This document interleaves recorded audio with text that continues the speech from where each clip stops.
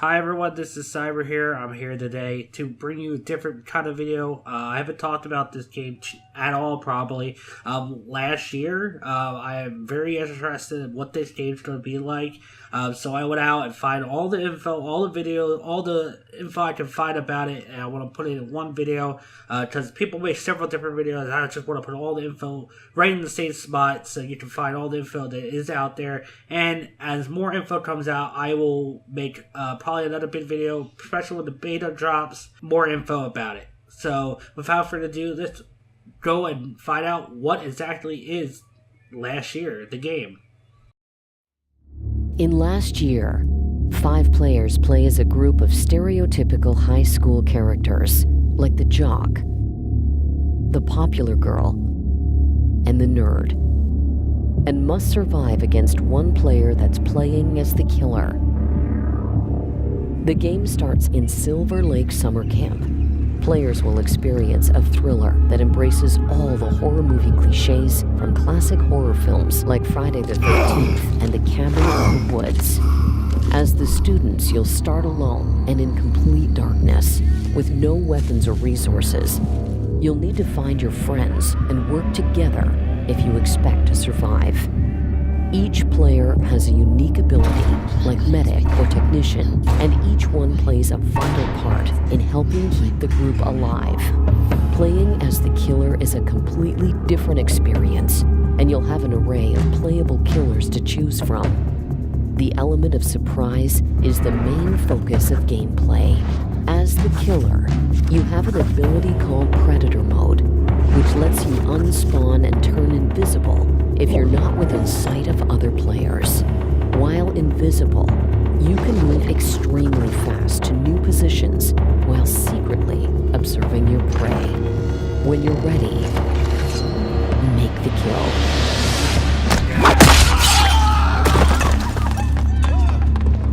The one who dies first is up to you.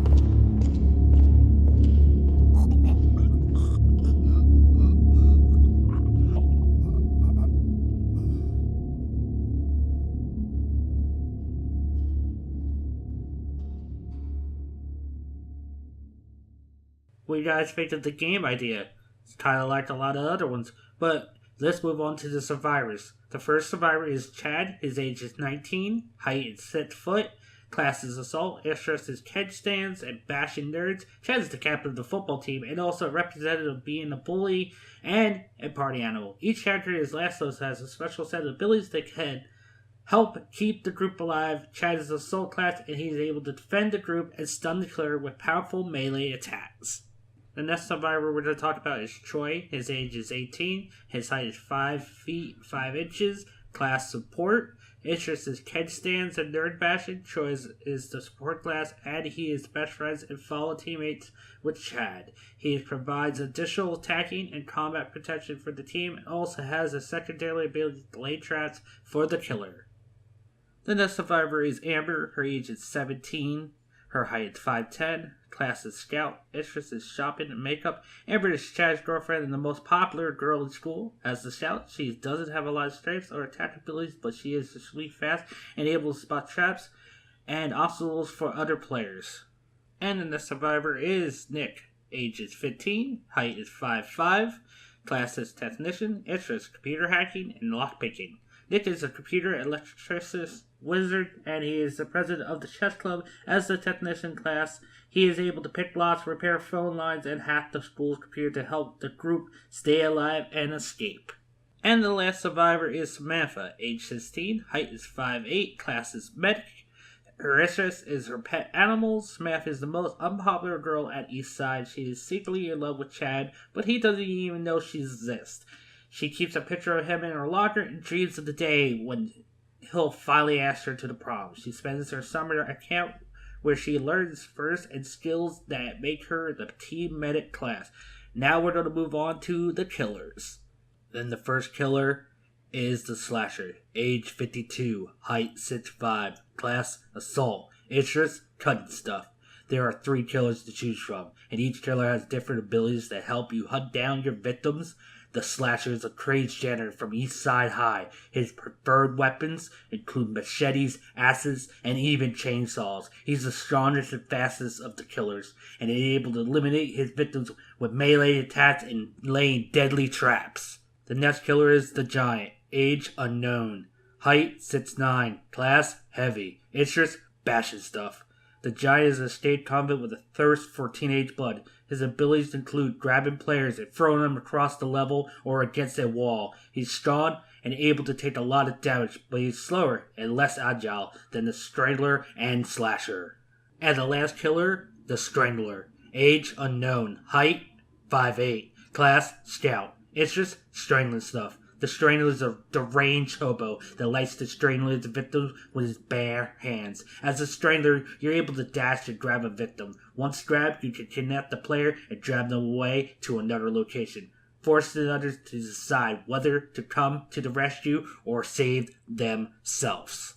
As you can see, we're going to take a look at locations. The first location is the high school.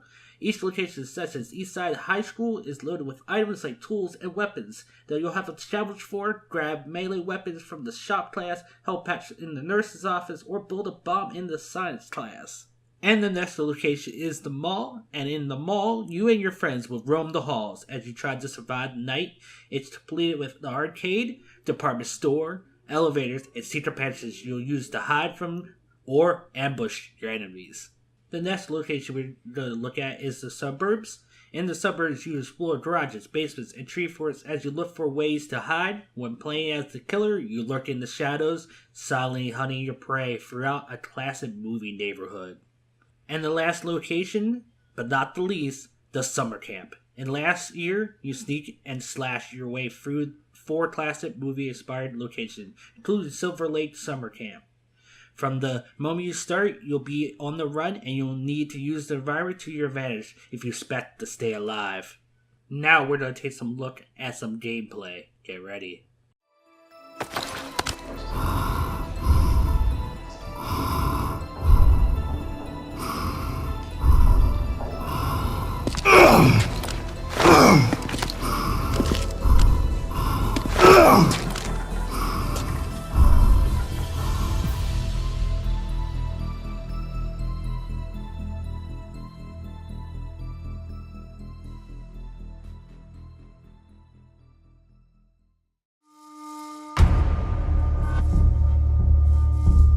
Who's gonna be the killer this time? I will. Alright, so Charles Slasher, where is he? Alright, rescue. We're coming. We're coming for you, buddy.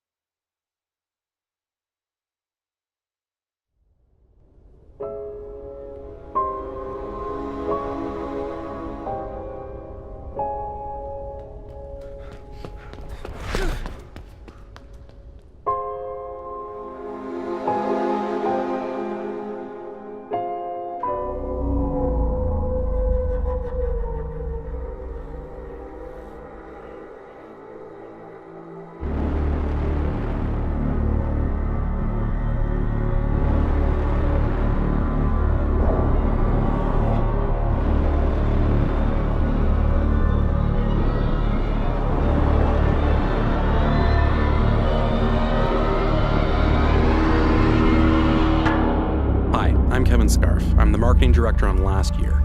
Last Year is an asymmetrical multiplayer horror game where one killer has to hunt down a group of teenagers. I'm playing as the Slasher, one of 3 playable killers that ships with the game.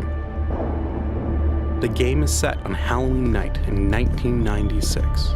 We've been meticulously crafting a universe that draws you in and puts you in the center of your own 90s horror film. Survivors can actually fight back with weapons, so being the killer means you need to be smart and creative with how you attack your victims. One of the best ways to do this is with Predator mode. This lets the killer unspawn and turn invisible at any time. The killer can then move extremely fast, completely invisible to the other players, and use this to plan the perfect ambush. or toy with the survivors. To spawn in or out, the killer has to be out of sight, or use the environment as a spawn point. There's a couple of survivors now. It looks like Chad and Troy. They might actually have weapons already, so it could be risky to try and attack two people head on. What I'll do is unspawn and look before I plan my attack. First, I'll place a trap here. Last year's build with different environmental spots, like this trapdoor, that the killer can use to separate survivors from one another. Now I'm going to actually use that skylight up there as my spawn point. Now that I've trapped him, I'm going to go in for the kill. We hope you enjoyed this preview of last year. We look forward to sharing more gameplay features with you in the future.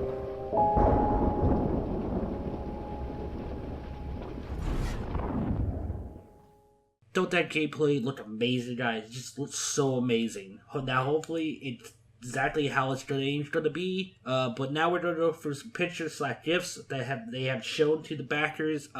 Somehow I got access to it where everyone can see it.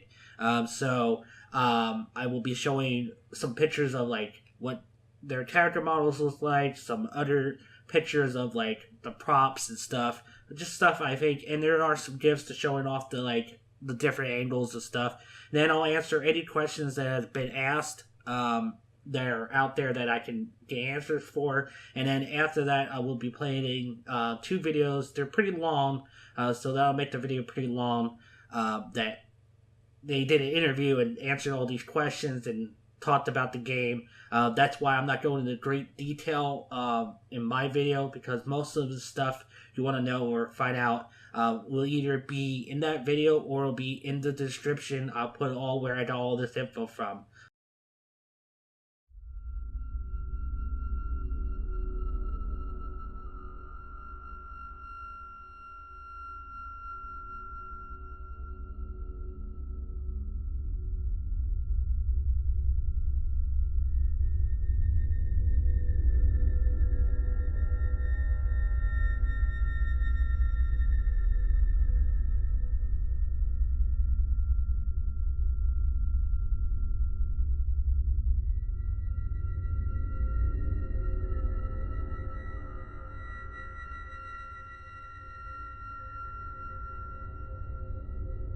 So the questions that have been asked, what platform is this game being developed for? Well, their answer is this game is being developed for PC and Steam. That means you can only play it on PC.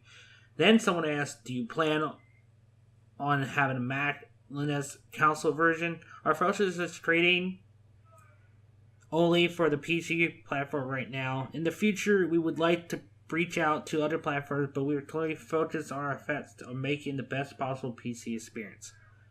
And then they asked, what kind of system specs are you expected to be needed? Can't confirm that right now, but we are aiming to be able to play a wide spectrum of machines. We also are very eager to get this onto console, but we are a small team, so unless something changes, our goal is focused on making the best PC game possible. Can I become a backer and support the game development before the release? If you missed the Kickstarter crowdfunding campaign, we will be another opportunity in the future to back the game for special rewards and a discounted price. Sign up in our newsletter to be notified when this happens. They also said they will be opening probably a little before the beta starts, which got pushed back to October, late October. Look for the new backer if you want to be part of the beta somewhere in October.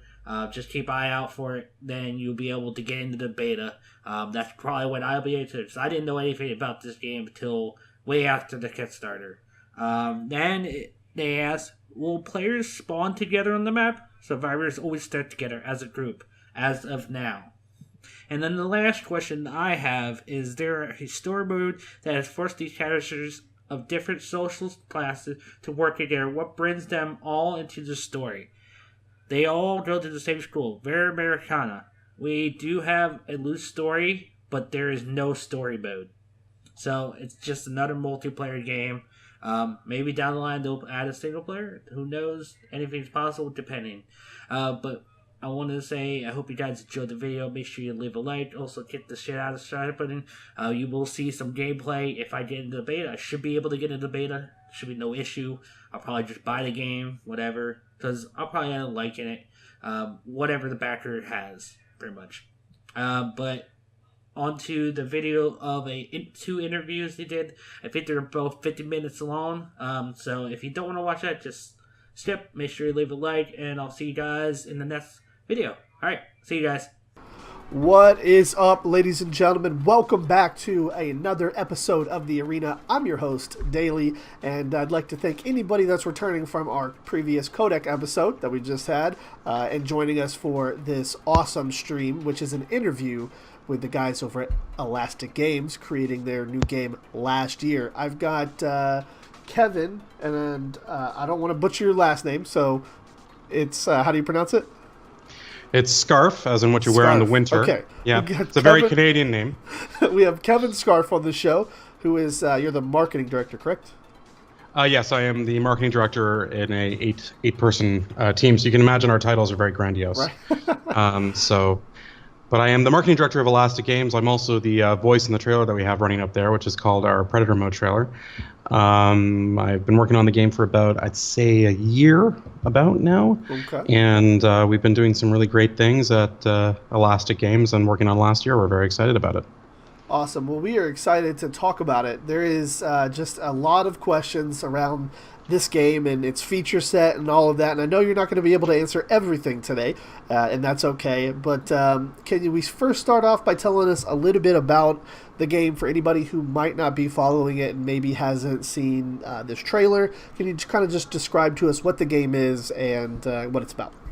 Sure. So last year is an asymmetrical horror game where we pit 5 players playing as teenage survivors in a high school setting and other map settings, pitting them against a killer, a one player who's playing a serial killer from what I would call is kind of Americana 90s horror. So think of like Scream, I Know What You Did Last Summer, Cabin in the Woods, though that's, in my opinion, more of a heartfelt love letter to the 90s horror films rather than being a 90s film. But that's what it is. And we're looking very forward to it. It's going to be coming out for our mid-August PC Steam beta in August 2017 this year. And we're working really hard, and it's getting pretty exciting. It's getting pretty real. Definitely. The trailer, it caught my attention. I saw this on YouTube a while ago, and as soon as I saw it, I was like, we've got to talk to these guys. I like this idea. There's a couple of other games that have been floating around that are similar to this, but none that look as like high quality and like as much love has been put into them as this does. It looks like there's a lot of good like throwbacks to the 90s horror, as you stated yourself. So can you tell us about the inspiration for this game? What was the team doing, or at least if you weren't a part of the team when it originally started, what have you heard the team was doing when this idea was kind of formed? When it started, it was just James Waring. James is our creative. That'll get me points with him today. This is live, people. Yeah. James is our creative director, and he's also a big part of the audio stuff. And he was working at Square Enix. And he had thought about the game a little bit, and he really liked the idea. He was like, what about a horror game in an asymmetrical setting? And that was a couple of years ago. And he talked it out more and more with another gentleman named Alex Halachuk, who is our lead technical designer. And they were really discussing all the intricacies and how this worked. And then they were talking to another guy named Charles Goatley, who's an incredibly talented programmer, and he's our programming lead. And then they kind of all just decided, like, you know what, like we should go do this. We should take a chance. So they put together a little like, do you guys think this is a good idea on Imager? Right. And then they put that out there and they put a Kickstarter, and very quickly people came to it and funded it through Kickstarter very fast. And that's what happened. And then it kind of just, they had that success and they said, all right, this is real, let's go do it. And we started doing it. And then I met them because I worked at Eidos Montreal, and I had a bit of a history at Ubisoft. And I met them through a friend of mine, Nicholas. Very cool. I always get Nicholas's name wrong. He makes fun of me about this, but it's Nicholas Malachuk. I can never get his last name right. He still relentlessly makes fun of me. But Nicholas and me had worked at Eidos together, and he called me up and he just goes, "You got to come see this." And I'm like, "What? See what?" No, this isn't. I've never heard of this company. Yeah. And he strong-armed me very relentlessly to come to the studio and to the space that we were working in. And it was through this really kind of dirty back alley. You had to go up these like fire escape stairs, and then there was this beautiful. I'm not making this up. This is crazy, but there was this beautiful kind of like loft apartment on top of the building that they had converted into an open space studio for about 8 people. And I was like, this is Valhalla. This is what every game dev dreams of. Working in Montreal on top of a building with a beautiful view, with beer at work, with a close-knit team on a passion project. I'm like, you guys got to let me be part of this.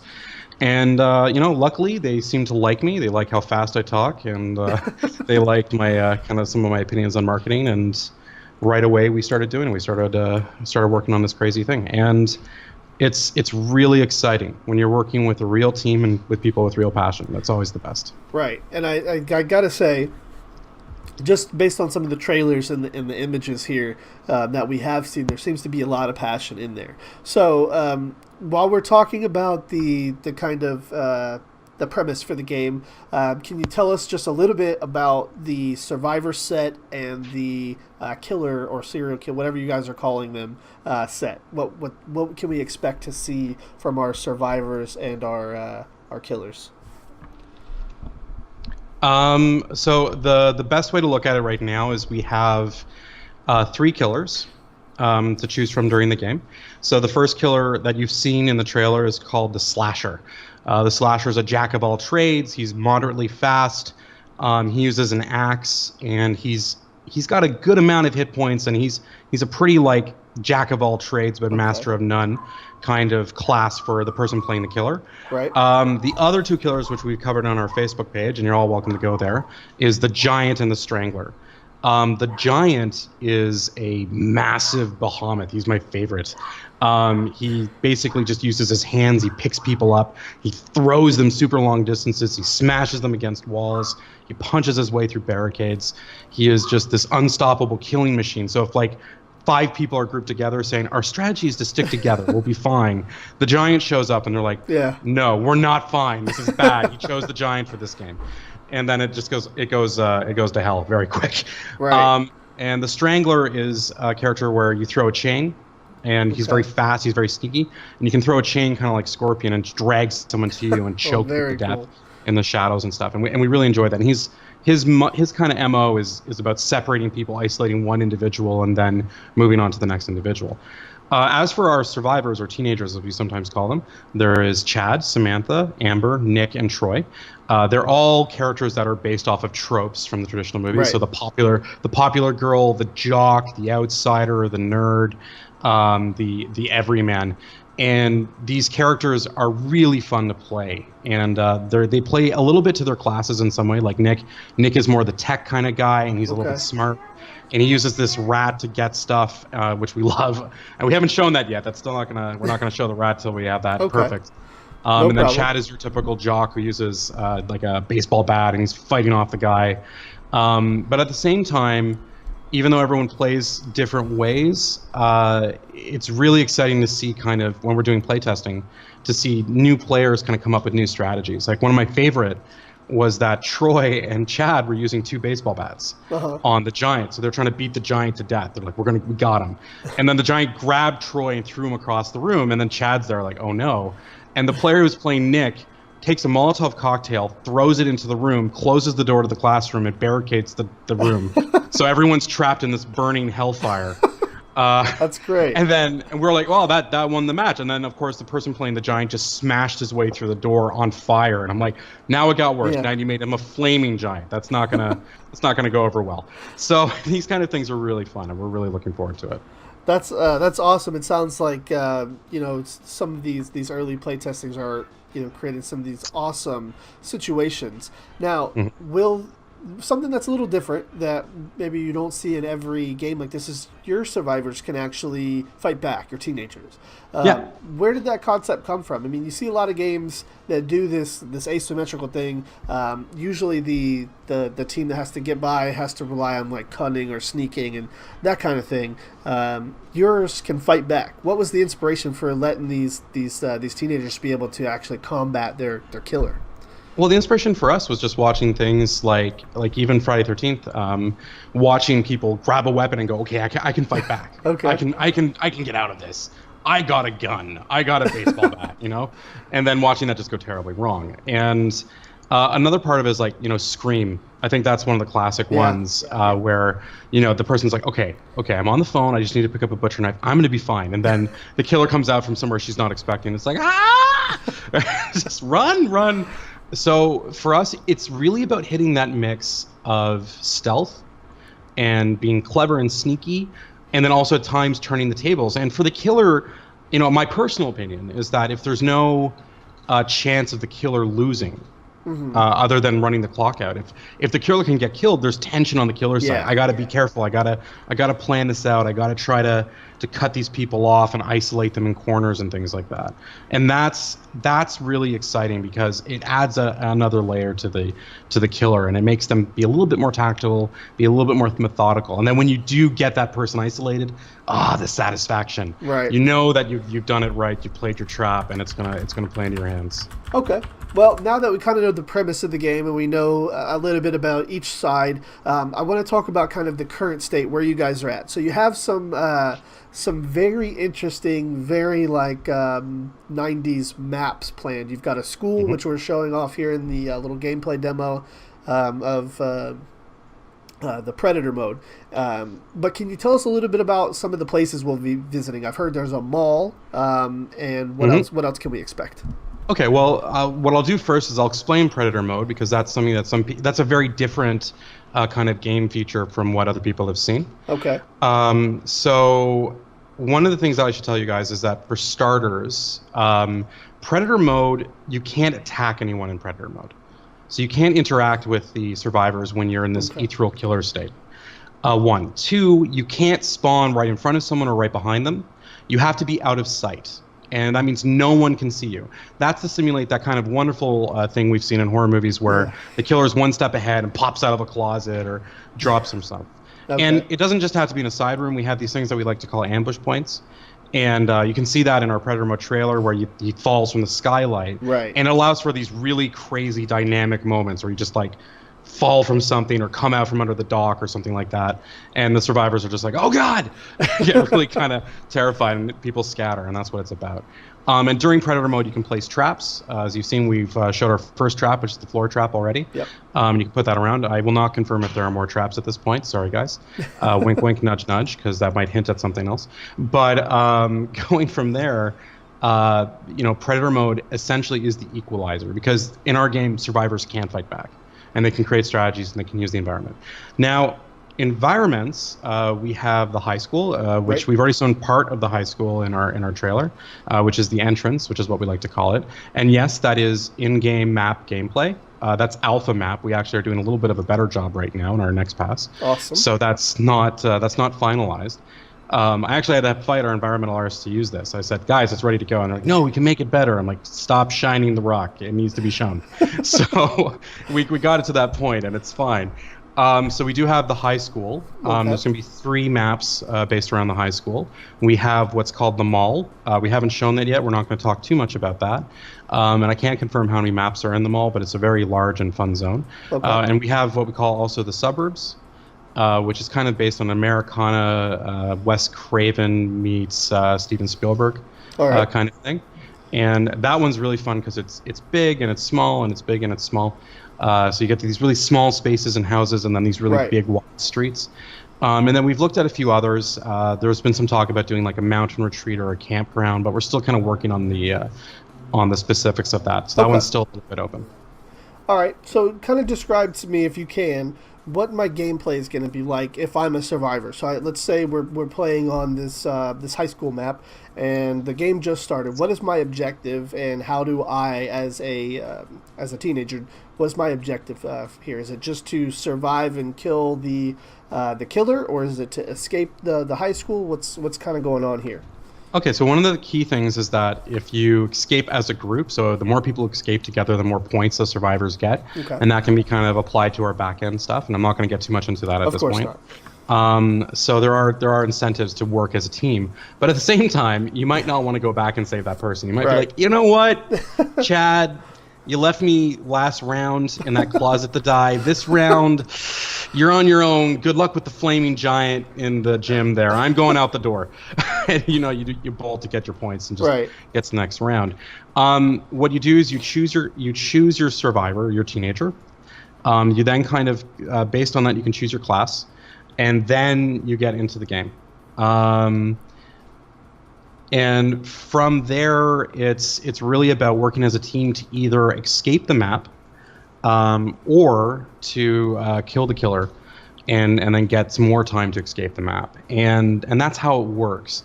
Each map has a different kind of escape mechanic. It's not the same mechanic used over and over again. So they're a little bit unique. So sometimes you Okay. got to move something from point A to point B. Sometimes you got to find stuff to unlock a door. Sometimes it's about Okay. barricading yourself while timer's going down. We have variety, which is important to That's us. interesting. Yeah, instead of just being one kind of shoehorned mode where, this is the objective all the time, every time. I like that idea of having it give the map more replayability depending on where you're playing. I think that's really cool. Yeah, and can I just interrupt for a second? Yeah. I noticed I don't know if they know that I can see this, but Sadi Pardis? Yes. Sadi Pardis? Yes, Sadi Pardis, that is actual gameplay. That's all in-game alpha footage. It's done with the Unreal 4 engine. We love it. Unreal is amazing. And yeah, I can understand why gamers in this day and age are a little bit scared after NMS. I'm not going to say what game that is. Yeah. But it's all rendered. It's all real time. That's my gameplay. I caught that playing with a controller myself with some other guys. So it's all real, buddy. Okay. So don't worry. Well, thanks. so- Thank you for answering that question. We appreciate No problem. I always love. One thing about us is we love talking to our community and answering Right. questions. So that's a big deal. So I actually can see on my end that there's a lot of people watching, but there's not very many in the chat yet. If you guys are watching on the front page, come on into the chat and you can ask questions, and we'll answer as many as we can. We'll save most of them for the end of the show. That's our community section kind of thing. So if you have a question, feel free to come into the stream, chat with us, let us know what your question is, and I'll be sure to try and ask at the end of the stream here. But let's get back on track. So that's our objective as just your basic survivors, to do these objectives, whatever they may be, as varying as they may be. What is the kind of the end goal here? Is there a progression system and that kind of thing will unlock things? Obviously, I don't want you to go into any detail or spoil anything of like that, but will we be looking at something like that where we're maybe unlocking things or upgrading our survivor? Well, I can say that, in this day and age, when you're doing a multiplayer or online game, you do have to have some sort of progression system. Like, just look at Overwatch. Progression systems don't have to be too intrusive. They don't have to be kind of like nickel and diming you. Right. Progression systems can be fun and engaging. Sometimes it can be as simple as, skins and things like that you're earning to make yourself a little bit more customizable. Okay. And kind of enjoy. And other times it can be about, unlocking perks and things like that. So I can't, unfortunately, really confirm anything at this time that's set in stone. All right. But we do have some really great progression mechanics in the works. Okay. That's what I can Perfect. say. Yeah, that's Without being sued by our own lawyers, who are somewhere in the room staring at me very violently right now.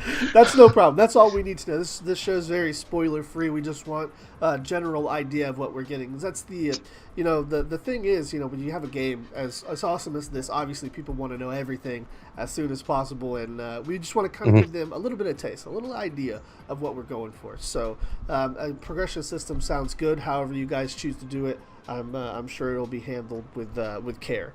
So let's talk a little bit about where this game is right now. Can you tell me a little bit about any kind of like production hurdles or things that you guys have had to try and overcome as a studio, whether it be working with Unreal 4 or developing characters, that kind of thing? What's kind of like been your speed bumps that your studio has overcome? Oh, geez. I think that's a really interesting question. That's something that happens to everyone in the indie industry. Right. And also, what an interesting time to be into indie gaming as a developer. Oh, yeah. 2016, I think on Steam they released more games in 2016 than the last Yeah. 3 years before, and then suddenly that means no matter how good your game is, it's like you're just drowned out. People don't hear about you, and it gets really hard to self-publish and Steam Greenlight and all that. So I think the number one challenge that we've always had is exposure, is letting people know that we're there, that we're alive, that this game is real, that there's talented developers behind it. That's always your number one challenge as an indie game developer, is making people understand that, yes, this is worth your time, this is going to be fun, this is entertaining. On the project itself, I can't speak too much because honestly, I work with so many talented people here, it's ridiculous. Right.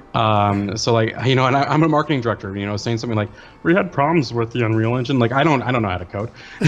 So they'd probably stare at me and be like, shut your mouth, you filthy marketing director.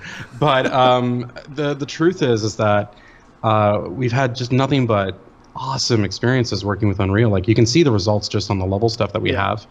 It's amazing. We have some really talented 3D character artists who've created some really original looking characters for us, and I think the combat systems are really fun. We just did a big revision of our combat system. Okay. So it's a little bit more intuitive and it really reacts now, because before we had something that was a bit more hitboxy. So it's just like, swing your axe, hit someone, swing your bat, hit someone, do damage. And we're like, no, this isn't horror. This doesn't work.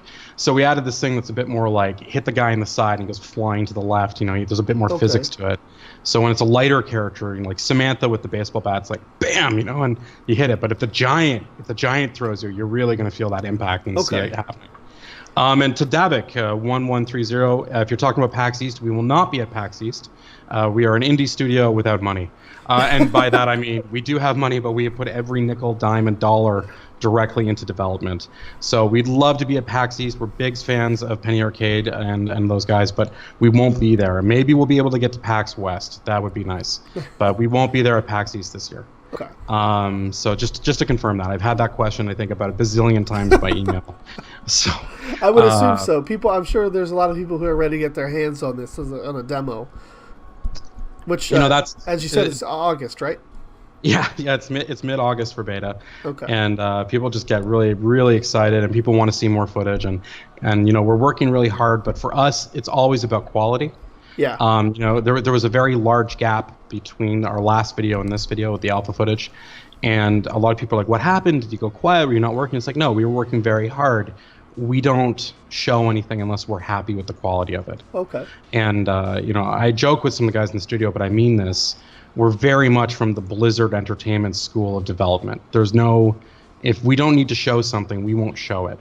We want to make sure it's 100% ready and at the level that we believe in, that it reflects in-game material. You're not going to get any baked footage with us. It's always going to be exactly what's on the screen for you guys at the end of the day. Okay, perfect. Something I wanted to touch on here is this game in particular being asymmetrical in the 5v1 side of things. How are you guys going about combating some of the issues that these type of games have faced here recently? I mean, you look at games like Evolve or Dead by Daylight, stuff like that, who start off pretty strong and then they maybe don't keep the audience entertained as much as they could.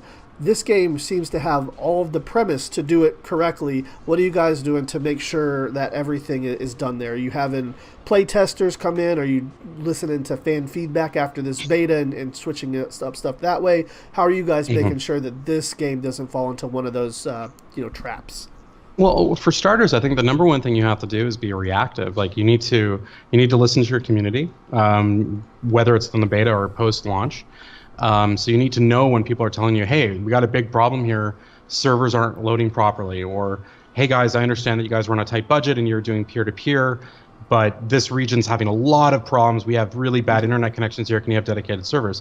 So those things, you need to listen to people and engage in them, and then be honest with people. So as an example, right here, someone here, I'm going to say this name wrong, is Sirokiris? I'm going to call you Siri. Sorry. But Siri here says, are there any generators in the game? And my answer to that is, we covered this earlier, it depends on the map. Right. Sometimes we might have a feature that functions similar to like 4 people working together to open one door. All right. Yes, everyone calls you Siri. Fantastic. But in other games, it might be much more like, you have other objectives to put together and collect things. We want to keep things different per map, and we want people to know, yo guys, this is the map that you got to do this to get out, or this is the strategy we want here. There's a reason why we decided to go for static maps that are a bit more complex and have a lot of fun. As for the person who's asking me, I'm going to go up here, Sadi Pardis. You said dedicated servers or some laggy hosts like Dead by Daylight. It's an interesting question, because for small indies like ourselves, and we're much smaller than Behavior Entertainment, which is a fairly large independent company. Honestly, they got a couple hundred employees. We would probably launch with peer-to-peer, honestly, because of just constraints on budget. We would love to have dedicated servers, but that's something that really comes down to money and getting something to work there. So we're looking into it, but really at the end of the day, I think that most people are doing peer-to-peer. Even some of the largest guys out there are doing peer-to-peer these days, because it's a money thing. And we're Elastic Games. I wish we were at the level of EA, but we can't afford our own servers. EA can't even afford their own servers sometimes. Sometimes they can't afford their own servers. I understand. So it's a tough world for all of us. Definitely, and that's understandable. Do you think that a game like this, when you're looking at last year and kind of where you guys are now, is this slated to be on track? Is there any kind of things that are happening in the studio where the game may be delayed, or are we still looking like we're on a good path to completion here? Yeah, we're totally slated for a mid-August beta. We're on a good path for completion. The only reason why we would delay a game, honestly, is if we felt that the quality level wasn't rising to where we set our bar. Okay. If we made a delay, it would not be because of an issue that was business related. We would delay a game because we said this is not what our fans deserve. This is not what the gamers deserve. And then we'd be fully transparent. We would tell people, listen, like as an example, something major happened in the beta, in the August beta. We go, okay, we've identified a few things. Here's how we're going to solve them. Launch is happening at X date. And then if people are like, well, it still feels wrong, we go, okay, guys, we're taking more time to make sure this is right. Because in my opinion, and a lot of gamers' opinion, you only have one shot at releasing a game properly. To the fans. And people work hard. People go to these jobs and they got their lives and they want to come home and they want to play a game. They want to have fun. You don't want to come home and then say, here's your day 1, 2, 3, 4 patch. Also, can you wait 2 weeks until we actually have a game in front of you? That's our opinion is no. If there is a day 1 patch, it's to fix problems. That's fine. But we want to make sure that you guys have the best possible experience on day 1. And we will not compromise on that for anything. Okay. So, keeping on track right now on our kind of question direction here, we're on the current feature set. So we talked a little bit about the survivors already and how they're going to kind of complete their objectives. I want to switch it up now and talk about the killer.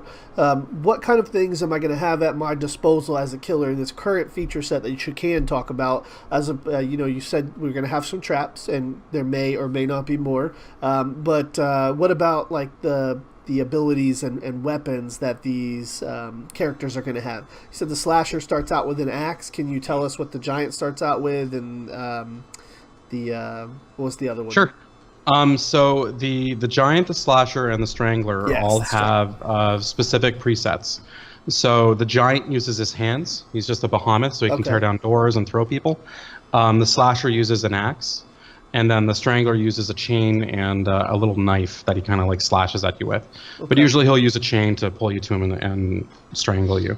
A key thing to understand is that we might have skins for our killers that you can earn through progression. We looked into that. But we're not going to fundamentally make it so like, the slasher then has like a different complete weapon, like something he's in the game with a crossbow. That's not something we envision. Okay. We'd like to make the gameplay of that character more deeper down the road, rather than trying to add like more layers like that are attachable. The best way to explain it, I'm not sure if I'm being clear. The best way to explain it is so, for instance, the guy with the axe. If you had a skin, maybe the axe wouldn't be an axe. It would be maybe a sword or something like that. Right? Yeah, exactly.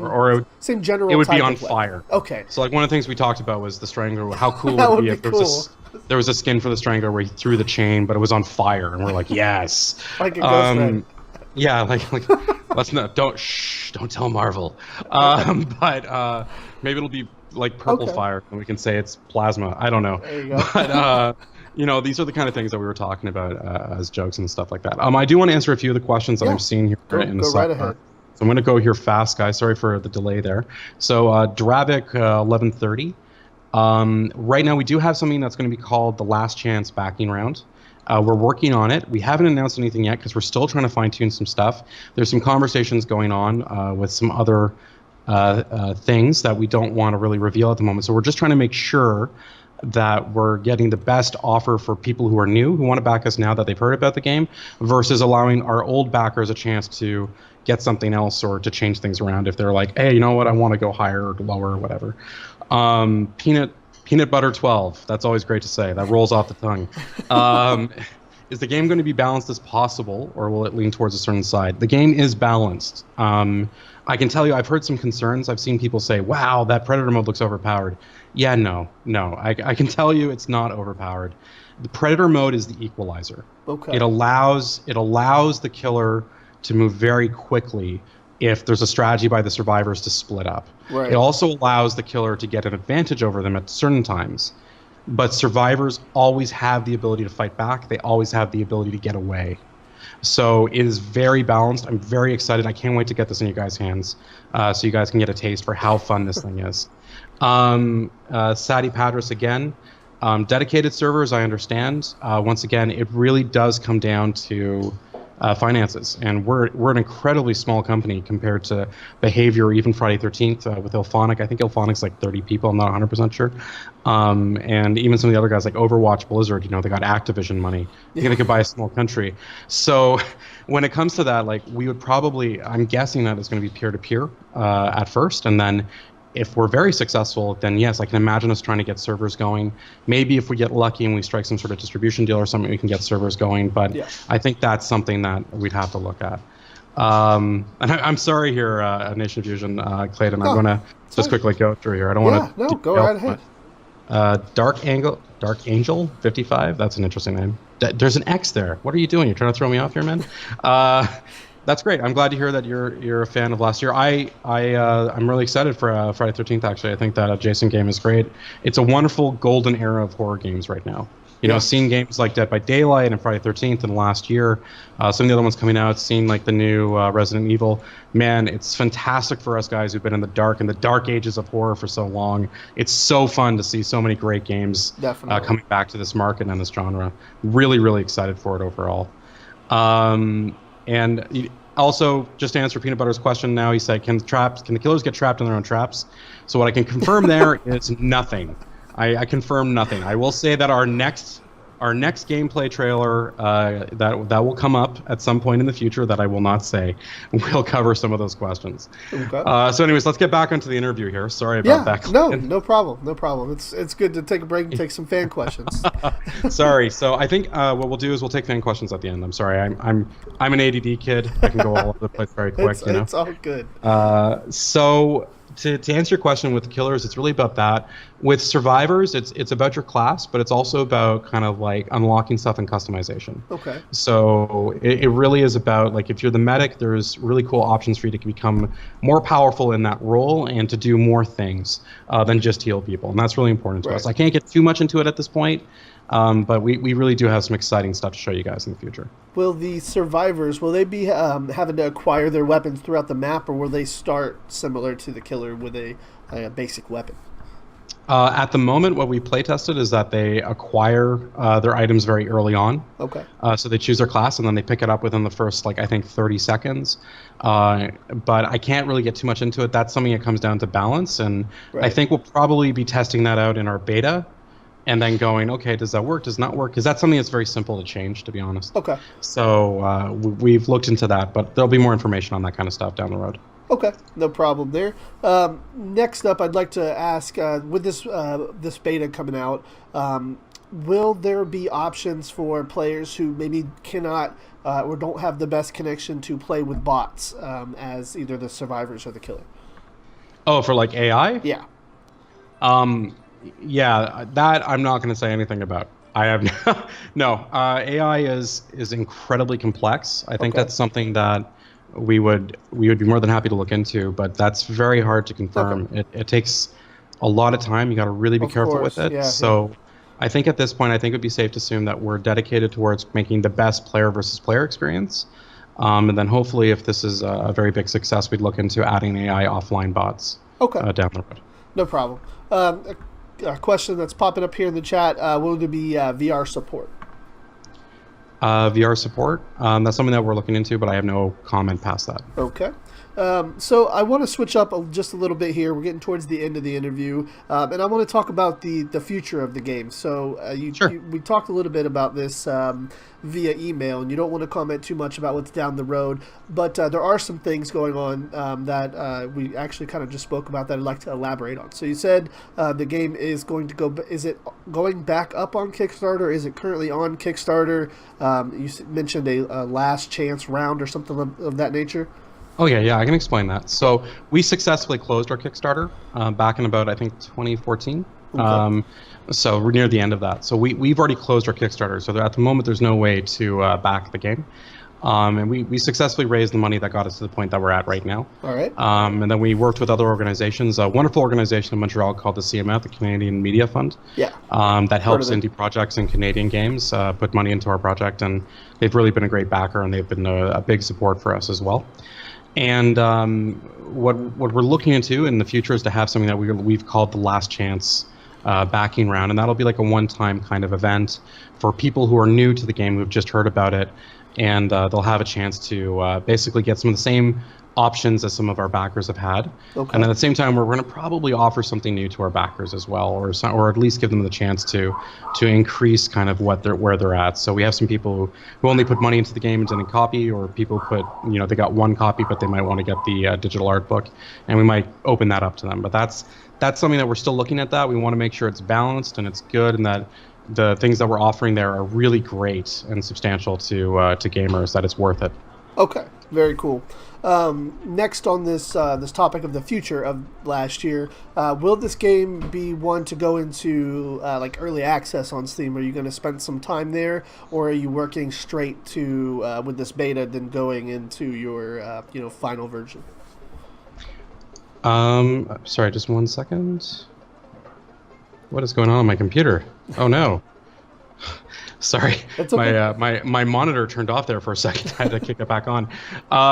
So I think the big thing. Sorry, can you say the question again? Yes. Will it be going into early access before going into like a final release, or after the beta, will you then work on the final version?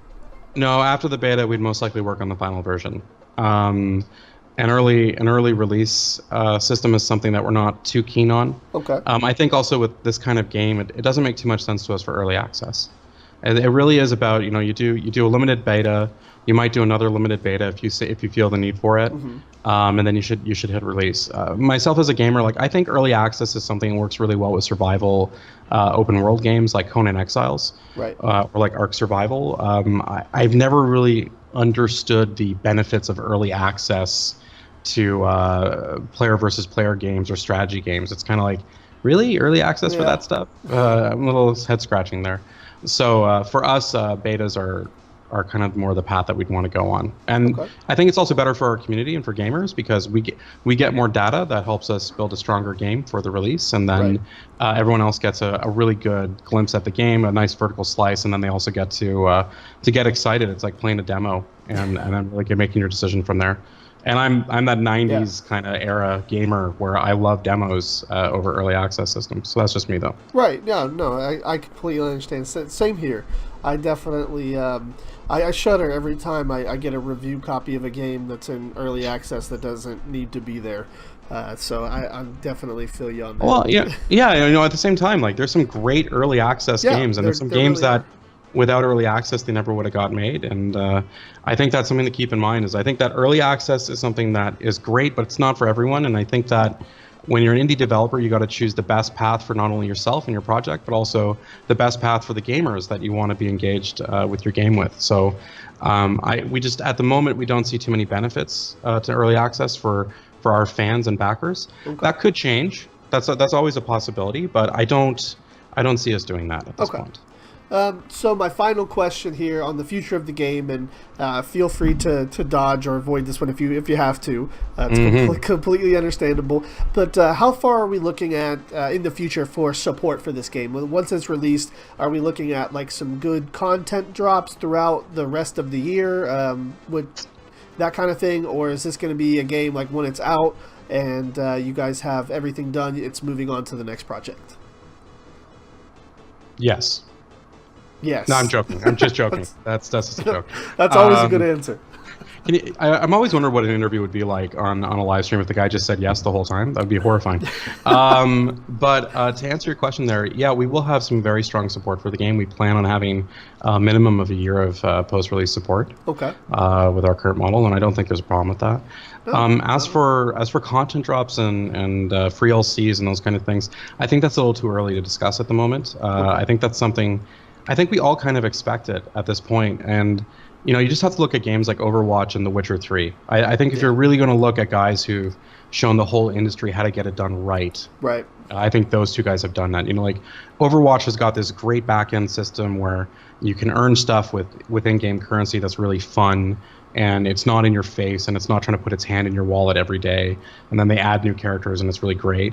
And then you get like Witcher 3 with a really great free LC rollout plan where it's like, this is a love letter to you guys. And then they have these fantastic, like really high quality drops that really feel like those old expansion packs. And I think that if we're talking about something like that, those are the kind of systems that I think are going to be leading this industry in the future. Right, and I'm so glad you said that. That's something that we talk about mainly on our show, the Codec. We interview a lot of voice actors and stuff there, and they always talk about these DLCs. But we had the guy from The Witcher on, and he said the same thing kind of there, where it didn't feel like your classic right now DLC. It felt like an actual expansion pack from back in the day, like where you had a lot of good content. It wasn't just some new weapon skins or something like that. So I'm glad to hear that you guys are taking some notes, whether or not and what you do and don't implement in the game. I'm sure has a lot of bearing on what you guys like as gamers, which is really important.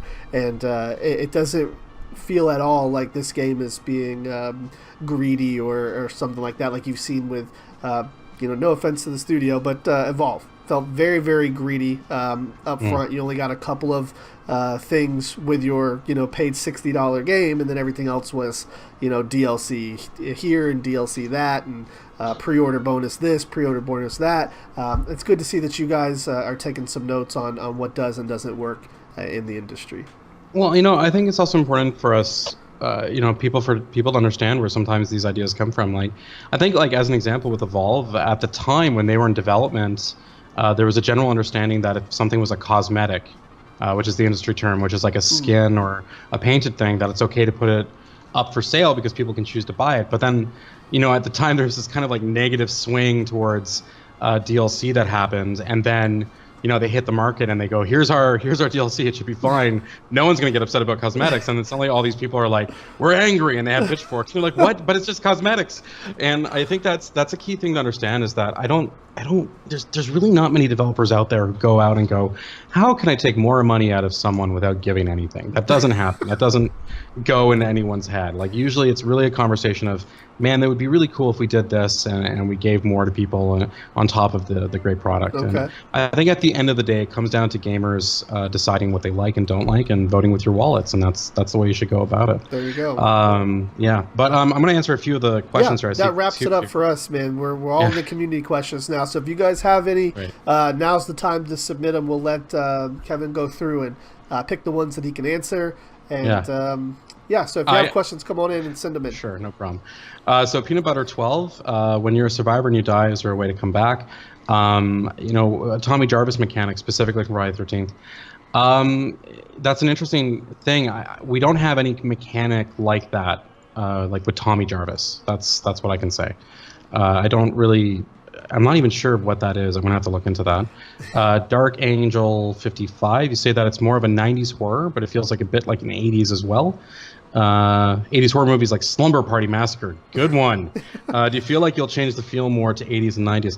This really is focused on the 90s. I want to stress that. Like, it is a love letter to 90s horror, but that doesn't mean that it's not going to sometimes call back to other eras of horror, like even older eras like black and white and stuff. So, Okay. you know, saying that, I think it's important just to understand that the basis of last year is 90s, but we love horror, period. Yeah.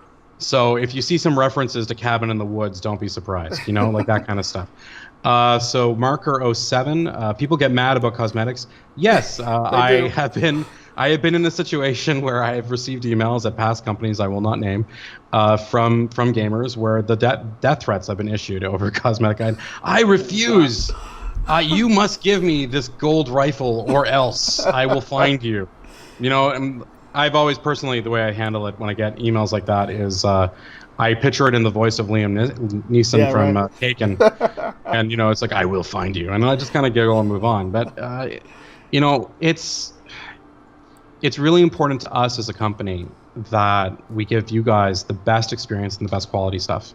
And that our guys, our talented artists, our talented graphic guys and everything, and our environment artists get the chance to really craft stuff right. And that's something I hear a lot. People always go like, why don't you have more gameplay footage? Or why aren't you releasing more? Why aren't you releasing faster? And my response is, because I'm not going to rush my artists who are so talented to meet some sort of invisible deadline. And I think that's a problem in our industry. We're going to make sure that our artists have the creative freedom and the space to make really good art. And then we're going to release it and you guys get to play in it. And how great is that? That is, you know? great. One thing that that popped up, we'll get back to this question that just came up here in a second.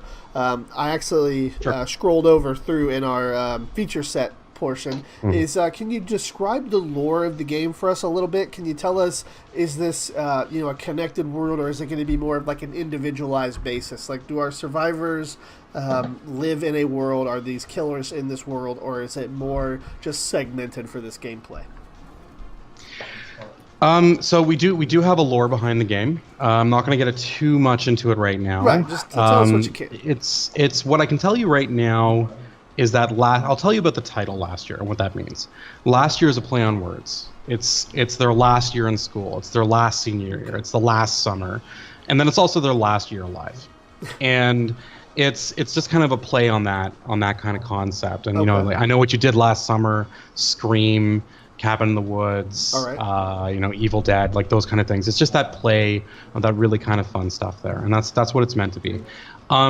There is a bit of a story. There's some story behind each of the killers, each of the characters. Like, my personal favorite character is Chad, because, you know, I like Chad all of too. all of our Character teenagers description was are someone that you might have known in school, and Chad is, you know, that jock, that guy who's so cool. Dude, I'm the football player, and you're like, ah. Yeah, right. And you know, and then just watching him then get thrust into a horror environment is just so much fun. Because I was probably more Nick when I was in high school, so maybe I'm taking a certain amount of glee there. Okay. But are these survivors going to be voice acted? Yes, I can confirm that. Yes, absolutely. And will they know each other? Like, in the lore of the story, or did they all go to? I can't really, you know, I can say that some of them might have some past history and some friendly banter. It'd be interesting. I can't get too much into that at this point, but yeah, there's some stuff connecting them. Yeah, for sure. All right, cool. All right, so chat questions are coming in. Feel free to take which ones you can answer. Yeah, sure. So I think there's something. Is there an ETA for the closed open beta from Sadi? Thank you, Davik, for answering that. It is going to be mid-August of 2017 is when our beta is occurring. And there's going to be more information about the beta and how to participate when we do our last chance backing. If you want to wait for information on that, you can come over to our Facebook page and follow it. And we're going to be blasting it there, as well as on our YouTube channel and our social media channels on Twitter. So no problems there. Late spring for Steam store page. I can't confirm when our Steam page is going to be going up. We are Steam approved. That's important. So we're not in Steam Greenlight or anything like that. We haven't put our page up because we're just making sure that everything looks fantastic and it's perfect. Will there be an environment kills? Example, smashing people in the lockers, throwing through windows, crushing with giant bears. Giant bears. Man, I am telling my art team about that. Yeah, right. We have some giant bears killing people. That's amazing. Like a giant bear, stuffed Siri, bear. You could yeah, push Siri. You've now affected the game, Siri. There's going to be stuffed bears in this high school that'll be pushed onto people. That's happening. I don't know. I can't confirm that. I'm just a marketing director. The rest of the team doesn't like me. We're money people. They hate us. It's a dark part. Yeah, so I want to kill someone with a long beard, and I want to be a 2.5 guy and hang them with my beard. Well, I'll have to see about that. I can't promise. This next one's good. Yeah. So will there be in-game VoIP? I never say that right. Yeah, right. So there are some things that we're working on with game voice chat and things like that. So hang in there. There's going to be more information coming. I think you're going to be excited about it, but I can't say too much at the moment. Okay, thanks for the info. All right. You too, Dark. So I think that's about it. Yeah, to wrap up this interview, can you tell us what, as a marketing director, what you would want to say to the fans right now, and then separate from that, what would you say to anybody who's maybe just now seeing this? It's going to be posted up on YouTube. So for those, the first part, for those who have been watching the game and been tuning into the coverage for you guys, and then the second half for any kind of newcomers. Well, sure. So one thing I'm going to do here is I'm going to answer Let Go League Got Game, just and kind of tie it into that. So what sets last year apart from other asymmetrical games? So, and specifically other asymmetrical horror games. The big thing about last year that sets us apart, there's two things, which is one, our quality. Our quality level, our quality benchmark is very high. We have incredibly talented people with years and years of experience in this industry. This is a AAA dev team. And we're making sure that this is at that quality, at the AAA quality of visuals and graphics and sound. And two, the survivors can fight back, and they can fight back and they can beat the killer in that way. And it's really fun, it's really dynamic. And although Predator mode, some people will fixate on that, it's a really interesting mechanic. The key thing to understand is that the balance between survivors being able to fight back and the killer being able to maneuver around them and lay traps and ambush is what makes this game a blast. And the thing that I would say to all the people out there is the reaction from the community has been unbelievable. We had 5 million views on a Facebook video that was carried by Amazing Gaming with just thousands and thousands of comments in support of the game. My email, my Gmail inbox has been destroyed. I think I get almost like 1,000 a day at this point still of questions, and I try to answer every single person. And at the same time, seeing everyone react to our game, understand it, and get excited for it has just been a blessing, and we really look forward to getting this into your hands, guys. And the last question, the most important one, which I always get, is why are there trapdoors in a school in the floor? And the important thing to say is because reasons. Yeah, because it's 90s horror. That's why. Yeah, it's 90s horror, and there's some story reasons that I think you guys will definitely enjoy. But why this school is so weird, and why all of our stuff is so weird. And when people say, why would you ever stand on one? Trust me, in the heat of the moment when you're running from the giant and he's pre-rigged the trapdoor, you might just happen to make that one misstep. And that's really the fun of the game. So I think at this point, I think we can get going, right? I think this is done. Yeah, I think... Unless Clayton's going to strong arm me to stay longer. I would love to have you stay for another hour and a half, but we're completely out of time here. But what I will say is we're definitely going to invite you guys back. I think maybe after you've had some time to calculate your data and your feedback after the beta in August, maybe we can have you back on. Yeah, sure. And also, just because I don't want that to be the last comment, where does the trapdoor go? It goes to lower parts of the level. It all connects into other rooms and ladders and stuff. Yeah, there's a basement section of what you're seeing. Okay. So just so that it's not just like a trapdoor. Chemistry yeah, class. it's not just it's not just a trapdoor into a pit or Narnia. Although personally, now you're giving me ideas. Maybe we should go make a Narnia game after this. That would be a lot of fun. All right, guys. Kevin, thank you so much for joining us. Guys that are watching, post on YouTube and here live in the chat, go check out Last Year from Elastic Games. We're going to have a link down below in the description of this video for you guys to check that out. That'll be the website. They're pretty active on their Facebook page, so we'll link that there as well. Their Twitter is just below the logo here, below my name, if you'd like to follow them on Twitter. And Kevin, any last words before we let you go? I think that the community is speaking right now, and they're demanding a giant bear skin for the giant. So I'm going to have to see if I have to buy a vodka or something for the art team. But I think this needs to happen personally. But at this point, guys, it's always fun. We like to reach out to our community. I'd like to thank Clayton and Nation Fusion for having us on. We'd be more than happy to come on in the future again, and we'll definitely set that up. Awesome. Thank you again so much, Kevin. Enjoy the rest of your day. No problem. Bye. Bye.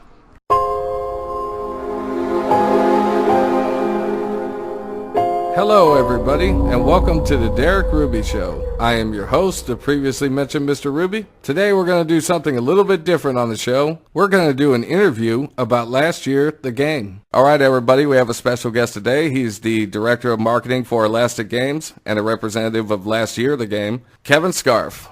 Kevin, welcome to the Derek Ruby Show. How are you doing today, sir? Doing pretty good. It's a little bit cold up here in Montreal. We've got some cold rain, even though it's August, or April. It's April. It's not August. Yes, that's when our beta happens. Don't worry about that. But it's a little bit cold outside still, which is kind of weird. But apparently summer is finally coming to Canada in about a few days, so I'll be happier then. But we're happy to be here. It's going to be fun. Well, you ought to move to Texas. You'll have warm weather all year long. I hear Texas has that perfect weather arc in comparison to Montreal, Canada. I'm gonna have to consider that. It's always interesting when you're working in a city like this. I think that's why Montreal's becoming a gaming mecca. Is we spend so much time indoors throughout the year that all we can do is work at our computers. So there you go. So, Kevin, I understand that you've been in the gaming industry for a long time. Could you share with us a little bit about your background? Yeah, sure. So I got my start at Ubisoft. I was doing some different things there. I was working as a guy at a marketing agency, actually, on contract. It was a great little marketing agency called Czar Media. And I was doing events and kind of stuff with retail and all sorts of event marketing, experiential marketing and stuff like that. And then I had the opportunity to go to Ubisoft, had a great time there. I worked there for about a year directly, and I was doing contract work for them for about 2 years before that, if I'm not mistaken. And that kind of gave me a passion for gaming. Like, I was always a gamer to begin with, but that's where I really started falling in love with the game industry and decided I really wanted to do this for a living. And then from there, I was working with a bunch of other small indie projects and doing other things on the side. And then I had a chance to work at Eidos, in Eidos Montreal, which is just a fantastic development house. And up to that point, I'd never worked in brand or direct development. I'd only been on the publishing side, which is very different. You don't get your hands on the game that much. You don't get to talk to the developers too much. You're not like involved in the process. So when I went to Eidos Montreal, I was on a what we call an intern contract because they were looking to fill in some spots that were going on because some guys were going on vacation and stuff. So it was kind of like an intense kind of 6-month internship where they just needed a guy to come in, and I had the experience. They liked me, and I was there for the whole 6 months doing brand, and I was just having a blast. And that was on Deus Ex Mankind Divided, which was just a fantastic project to work on. And from that, I got the bug, as some guys on our team call it, where I just said, God, I got to stay in development. I got to be part of this process of making the game. And I met some great guys there. I met a guy named Nicholas, who's a programmer here actually at Elastic Games. And he called me up one day and said, you got to come take a look at this. You got to get your hands on this thing I'm working on. And I was like, what are you talking about? And he's like, it's a Kickstarter. And I looked at the Kickstarter and I was like, what is this? I haven't heard of this. Went to the office, and it was a pretty interesting office. I had to walk through this back alley and then go up this fire escape. And then there's this beautiful loft. Like, it was a terrible back alley, like out of a horror movie, actually. You go up this fire escape, and then you're on top of the building. There's just this beautiful loft-style studio space for 8 of us. And I walked in, and I was like, oh my God, this is the dream, being in a small team in Montreal, clear skyline, really interesting space. And then I got my hands on the game and hit it off with James Waring, our creative director and CEO of the company, and met Alex Halachuk and Charles Goatley, who were all the lead guys, lead programmer, lead designer, technical designer, and they just started working together. We started taking a look at stuff, and they seemed to like me still, so they asked me to be on part of the team, and I've been handling marketing ever since, and it's just been a blast. Well, Kevin, I know you get this question a lot, but last year is described as an asymmetrical multiplayer horror game. So Yeah. Could you tell us what last year is about, and can you explain to the audience what an asymmetrical multiplayer horror game actually is? Well, sure. So to answer the last part of your question there, an asymmetrical horror game is usually referring to a multiplayer game where a group of people play as a team versus one other player who's trying to defeat the team. Usually the one other player has a distinct advantage, or they have some specific mechanic built around them to offset the fact that they're fighting X amount of other people working as a team. Obviously, the balance is always critical, so it's about 5 people, and as they get whittled down, it gets harder and harder for that team to defeat the one person. That's how all asymmetrical horror games work in practice, or at least on paper. For us, last year as an asymmetric horror game is about tapping into that 90s slasher horror flick vibe. So Scream, The Faculty, I Know What You Did Last Summer, which is not 90s, but I consider it an honorary mention. We love that movie over here. And, Cabin in the Woods. I Know What You Did Last Summer. I meant Cabin in the Woods as the slasher one. Sorry, I got myself mixed up there. I Know What You Did Last Summer, which is 90s, which we loved. Some other things like that, and just kind of tapping into those kind of veins of horror. And it's taking place on Halloween night in 1998, if I remember correctly. And you're stuck in East Side High, which is the high school that we've created. And you're a band of teenagers who are stuck there, and you're being hunted down by what we like to call the killer, who is one of 3 types, which is either the slasher, the strangler, or the giant. And we'll get more into those further in the conversation today, obviously, but they all play very differently from each other. Well, Kevin, your game's going to be available on Steam, obviously worldwide, so what languages will the game be offered in? Currently, I can confirm that we're being offered in French and English. So we have Quebecois French, Parisian French, as well as English. We're looking into other localization options right now. Ideally, we'd like to launch with what I would say is Spanish and German. If we can launch with Polish and some Nordic, that'd be fantastic. But it really comes down to budget. So those are things where we're still talking to people and looking at translation costs and things like that, and we have to work it within a very tight budget. But I can guarantee at the moment, like what I can say is solid, like 100% committed is French-English localization. At the very least for launch, because post-launch, that happens all the time. Like Dead by Daylight, as an example, didn't launch with Russian and Chinese. And then post-launch, they were able to get Russian and Chinese, Chinese basic and Russian localization. So that's something that's very common, and it's great for digital products that you can drop the localization after launch, which is always helpful. Well, I'm sure there's going to be a big demand in this game for probably South America and pretty much all over the world once it hits. I hope so, yeah.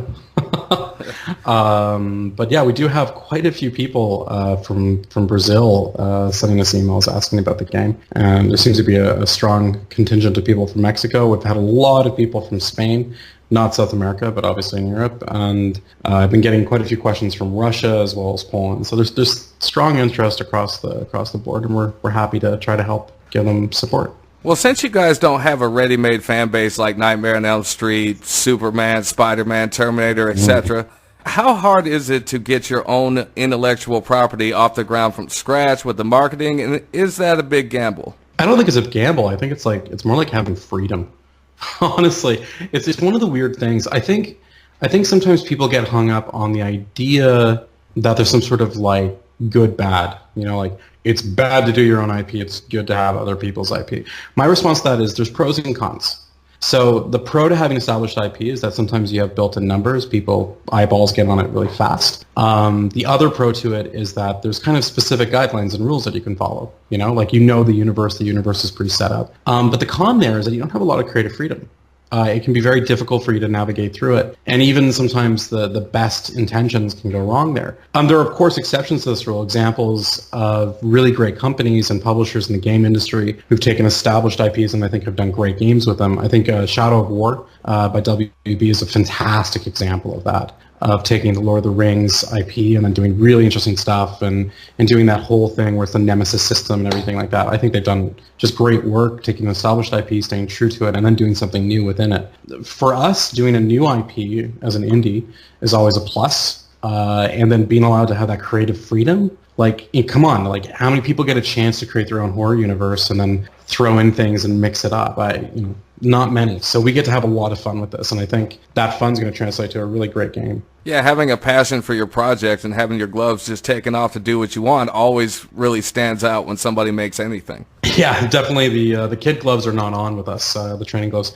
We took the training wheels off a while back. Now we're being chased by a maniac with an axe, so we're just going to pedaling as fast as we can. So I'm really for me, every day coming in and seeing something new and seeing some new direction in brand and art and game design and stuff is just so much fun. So really, honestly, having that creative freedom is I would say, one of our biggest strengths, for sure. Well, Kevin, I know this is supposed to be based in a '90s horror film, but the first time I saw your trailer, the Predator trailer, it really gave me a feeling. It just reminded me of the Prom Night movie with Jamie Lee Curtis and My Bloody Valentine and Scream and just all these things rolled into one. So is this game really an homage to the entire slasher genre in general?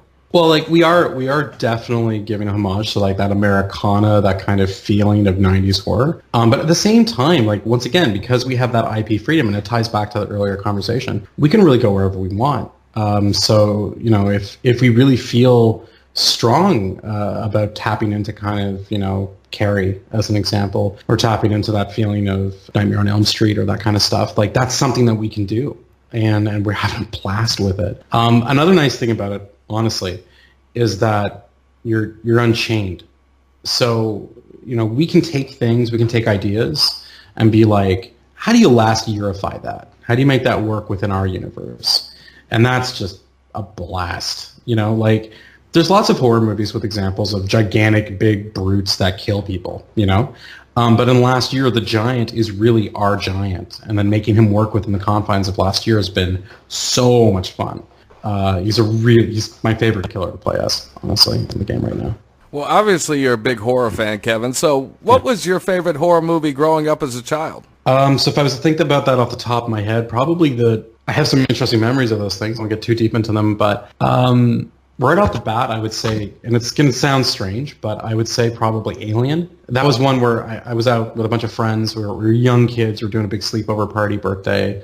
I'm from a small town and outside of Ottawa, and we were renting all these different movies and like The Mask and stuff like that with Jim Carrey, and then we saw this cassette in the Blockbuster. And for all you kids who grew up without a Blockbuster, I feel bad for you. It was a terrible but fun experience. But the craziest thing about it was that we found this cover and it was said Alien on it in green and stuff. We're like, oh, we got to get this. We look at the rating and we're like, oh, the parent won't let us get it. We got to sneak it in.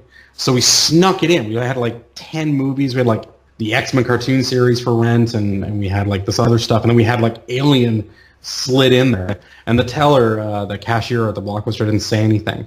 He just zipped it through, and then the dad didn't notice, and then we went back to the place, and then everyone upstairs went to sleep. The adults were all in the basement watching the movie on this basement TV, and sleeping bags everywhere, and we're watching all the fun movies and stuff, and they were like, okay, put the movie in, they're asleep, and we put Aliens in, and we're just like, none of us could sleep. It was just great. We're like, oh God, it's coming out of his chest. Oh God, look at that thing. And it was just great. And I fell in love with horror from that. And then as I got older and started to get to explore horror and get like back into 80s horror, and then like I'd have friends being like, have you seen Hellraiser? I'm like, hell what? And Hellraiser being put in front of me and be like, oh God, this is amazing. Like, and The Village and all those kind of classic ones. And obviously the Friday 13th series, which is fantastic. And going through all that kind of stuff was just such a blast. But for me, the one that really sticks with me still to this day is that original feeling of horror in Alien, of watching that guy in the duct with his flamethrower, have no idea where it's coming from, and looking both ways, pitch black, and then it's just there on top of him. It was just great. Well, for me, I remember being about 4 years old and seeing Jaws come on the TV, and you don't even see the shark, and I was scared of that, hiding behind the pillow and everything. And of course, as time went on, you graduate to the Friday the 13th, Nightmare on Elm Street, and so on. Yeah. But those are fun times. It's interesting. I've heard people argue that Jaws is more of a thriller, and and I'm like, no, I think it's a horror. It's got all the elements. It's got the really great soundtrack. It's got, I wouldn't say jump scares, but it's got some psychological components to it, and it's what it left you with. Like, I don't think there's not too many people who don't remember that after watching Jaws for the first time, if you go to a lake or the ocean, you kind of take a moment to look at it and go, do I really want to go in? And I think that's really fun with horror, is the lasting impact it can have on you for the few moments to just go, is it okay for me to turn the lights off here? Can I go around this corner? That's a creepy alley. Fear is a good teacher. I guess in some ways, and it can also be a lot of fun for entertainment purposes. Well, I feel like a thriller is really just a subgenre of horror, kind of like the way punk rock music or metal music would be just a subgenre of rock music in general, Oh yeah, for sure. But it's just one of the things, like even Cabin in the Woods. It's kind of more, I would call that a horror comedy in some ways, but it's really good. It hits all of the beats really well. If you haven't seen Cabin in the Woods, I highly recommend it to anyone who's a big fan of horror. Yes, I agree. Sure. So, Kevin, you got a lot of maps on your website, and it confuses me a little bit because, you got a high school, you got a mall, you got some suburbs that kind of remind me of the Halloween neighborhood. You got a summer camp, which I heard you in another interview say that might be changed to a mountain retreat. You got on your Facebook page, you got a giant football field. So my question is, how many maps are actually going to come with the game, or are there more than one variation of a map, or are there sub-levels in the map, different locations? Could you explain that to the viewers, please? Yeah, sure. I can get into the maps. I can't get too much into it. There's still some stuff that's being tested out and stuff like that. And really what we can say at this point is our plan at the moment is to launch with about 4 maps, if I'm not mistaken. The maps are big. They're not small. At the moment, our focus is Eastside High. It's really about, once again, the way that we're doing stuff is going to get revealed as we get closer to the beta. But each of those maps is about hitting a specific kind of horror element. And sometimes there will be multiple maps with the same theme. So as an example, like the high school, we might have like 3 maps that are built around the Eastside High School that are separate for matches versus, say, like 1 map for the mall. Because the mall is huge, and then it's going to have 3-4 levels, and it's going to be a really big map to play around with in a playground. As for the summer camp, that's something where I was just sharing the process of development. Where when we originally pitched it, it was a summer camp. It was a lake. And it was our homage to the Friday 13th lake, obviously. And then of course situations have changed because now there's a Friday 13th game. That's awesome. They're bringing Jason to life. So for us, it was a question of, do we really need another lake on the market? Is that really necessary? Is that something that we want to put out there for fans? And for us, it's always about quality. So that's engaging in conversation and development where we kind of go, okay, do we think we can do something that's a last year lake camp that's really last year? Or do we take it somewhere else? Do we do something that's more of like a Cabin in the Woods feel? Do we do something that's more of like on the mountain? So that's something that's still an ongoing discussion, but we got time to do that, and that's more than fine. As for the suburbs, I can't talk about them too much, but the suburbs are the suburbs, and they're flipping amazing. I'm pretty excited about them. I think they're one of our larger maps. And then when it comes down to the other stuff, you never know. I think it's important for people to remember that for us, maps are characters in their own right, so we spend a lot more time on them than anything else because we're not procedurally generated, right? So like Dead by Daylight launched with 3 procedural generation sets. That created longevity for gameplay matches. But for us, we want people to fall in love with the maps and know them and know every nook and cranny to really get a feel for them and understand the personality of the maps. So that's one of the reasons why we're going for static maps, and we're putting a lot of time and a lot of our resources into those.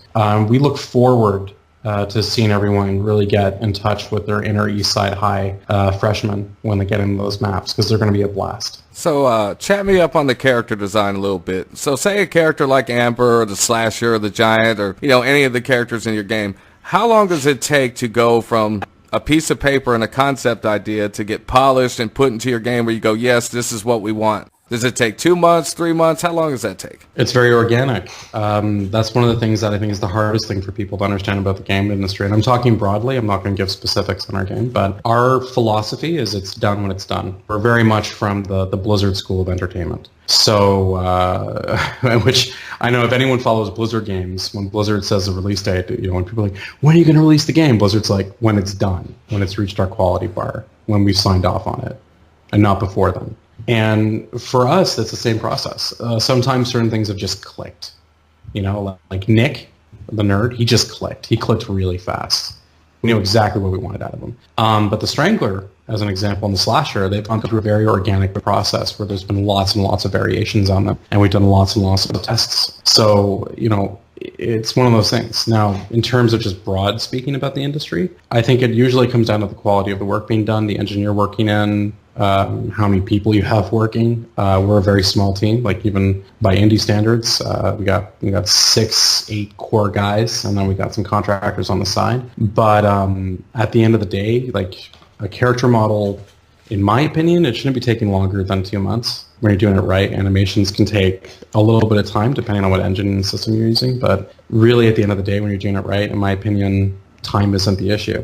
It's about did it meet the quality bar that you set as a company? And did it meet the quality bar that the fans deserve, the people who are putting the money into your game? That's the only thing that matters. Well, Kevin, a lot of people, when they hear about games like this, they automatically think of Evolve. Now, no disrespect to Turtle Rock Studios, 2K, and Take-Two Entertainment, but some of my friends personally were like, hey, you know, the monster will just run away until he gets powered enough to kill us all. It's not that fun.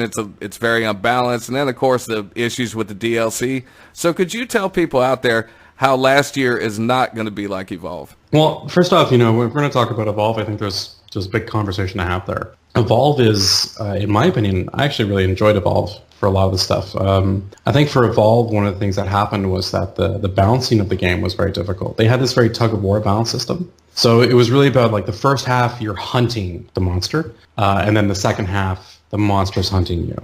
And that's how most of the maps work. Although they had some really great stuff like Last Stand maps and kind of Kill the Nest maps and things like that.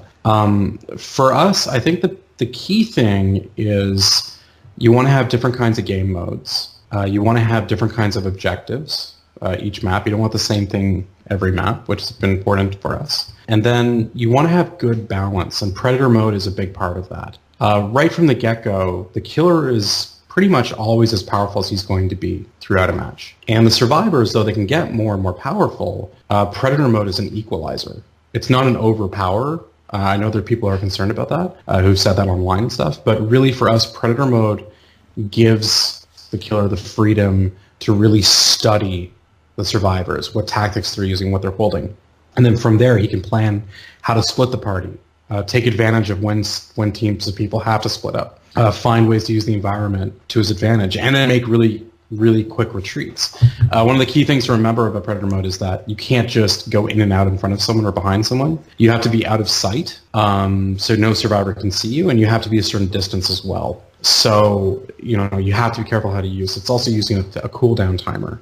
So it's not something you can just spam whenever you want. But I think those are the kind of the core things that I would talk about for sure when it comes to that stuff. But, you know, like Evolve, for all of its strengths and weaknesses, paved the way for asymmetrical. It proved that there was a mark for asymmetrical games, in my opinion. It reignited that love of those kind of games.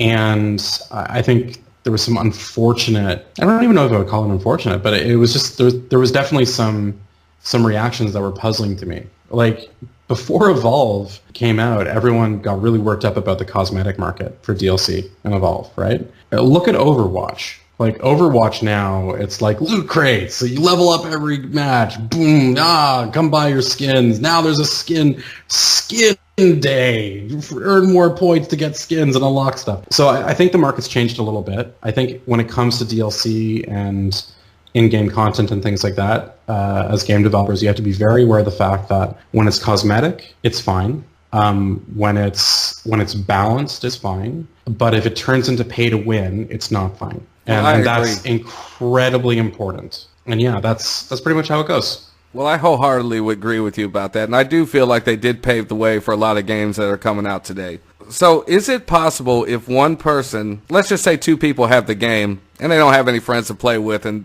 they just go ahead and play one-on-one, is it actually possible for one person to win against the killer? Without getting too much into it, because I don't want to spoil anything, we're going to do some stuff.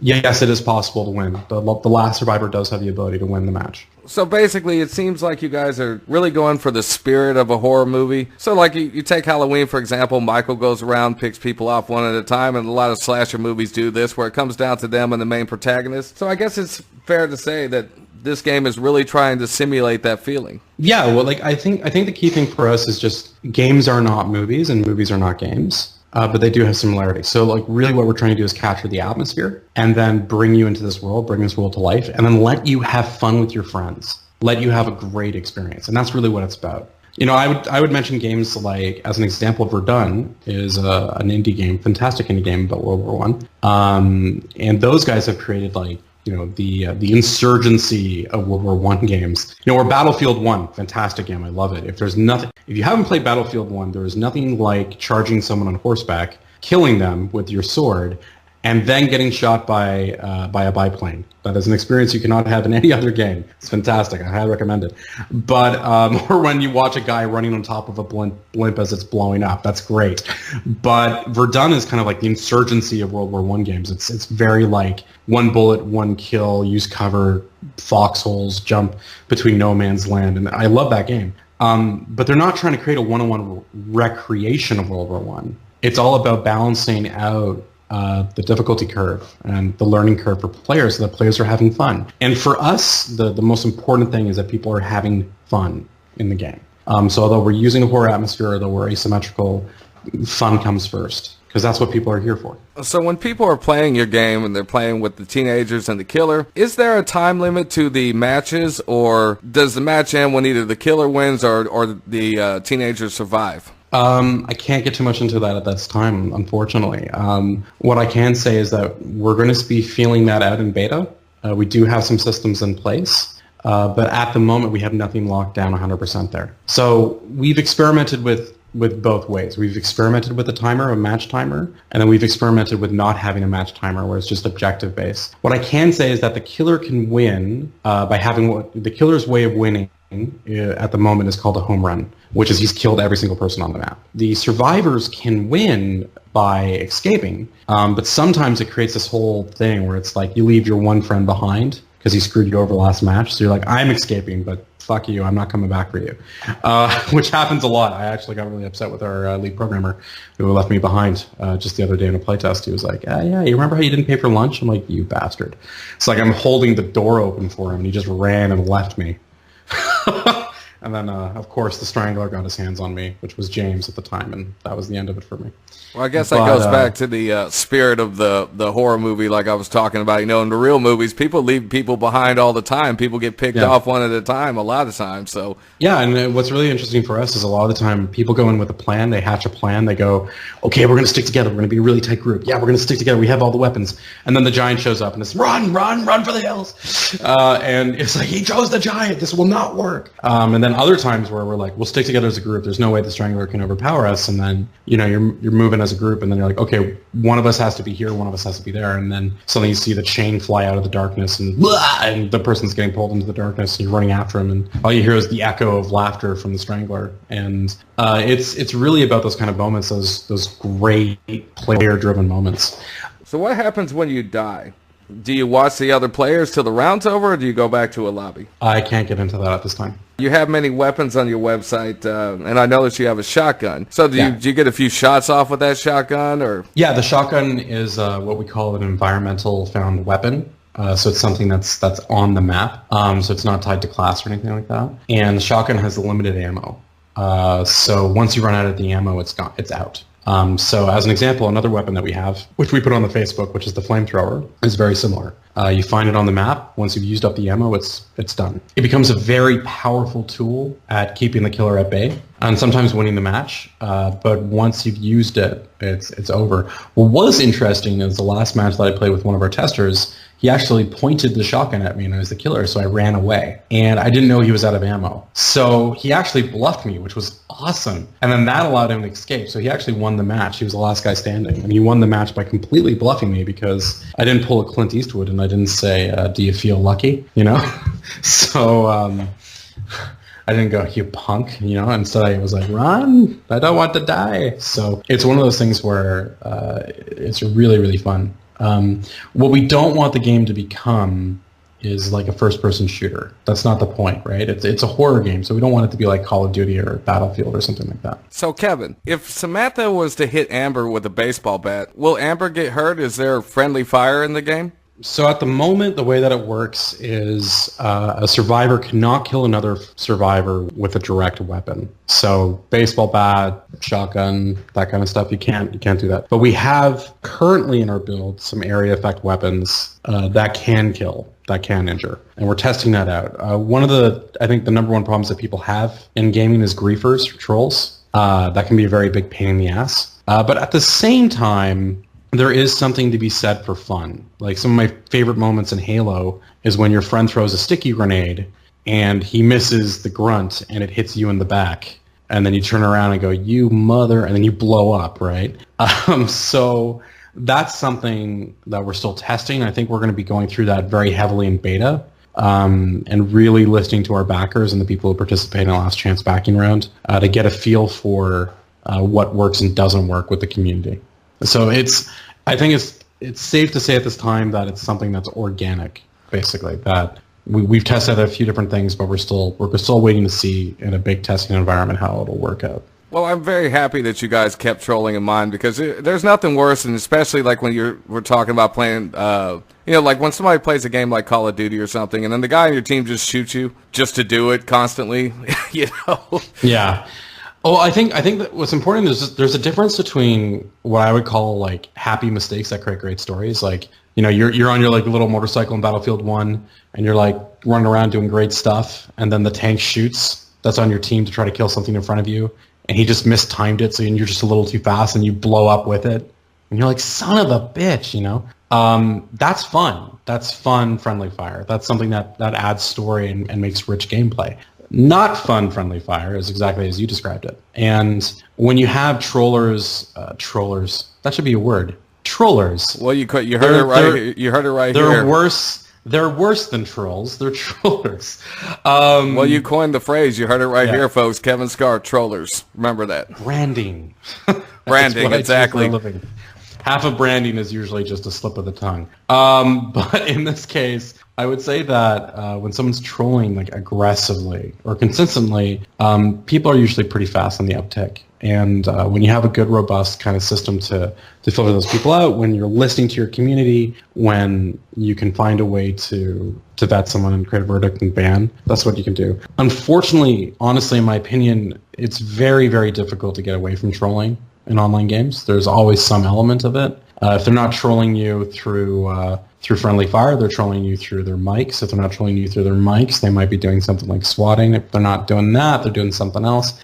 There's always going to be some people in the world who just want to see it burn down. So we'll do our best to protect our community and work with people to ensure it's a great community. But it is unfortunately the nature of multiplayer communities that these things happen. All we can say is that we're going to be quick to react to those problems and to listen to the community about problems and making sure that we post updates, that we identify people who are problems, and that we fix things. So were there any weapons that you guys wanted to put in the game, but they just weren't feasible? Maybe they didn't fit the setting. I mean, obviously you wouldn't put like a grenade in there.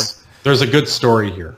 So on our Predator mode trailer, there was a conversation that happened. I don't know if this guy's going to see this. I hope he does. Where someone made a joke about axes, and then someone said chainsaws, and these two guys started having this argument. And I came in and I said, why not both, as a joke? And then guys like, you heard it here first. Chain axes are in the game. And then I foolishly went to some low-level designers in our company, and I said, let's make some chain axes. And that got all the way to the concept stage until James stepped in and said, what the hell is going on? And I was like, we're making chain axes. It's part of marketing. We're fulfilling a player request. And James stared at me and said, is this in the spirit of last year or the spirit of your conversations? And I said, okay, please, can we keep the bear? Can we keep a bear in? Because we've been talking about having a bear environmental kill. And he's like, okay, we'll see what we can do about the bear. But chain axes are probably not going in. So chain axe is something that, as an example, is something where it was just like too ridiculous to fit in the game. Just does not fit in the world we're trying to craft, in terms of tonality and all that kind of stuff. But, that said, there are other things that we've tested.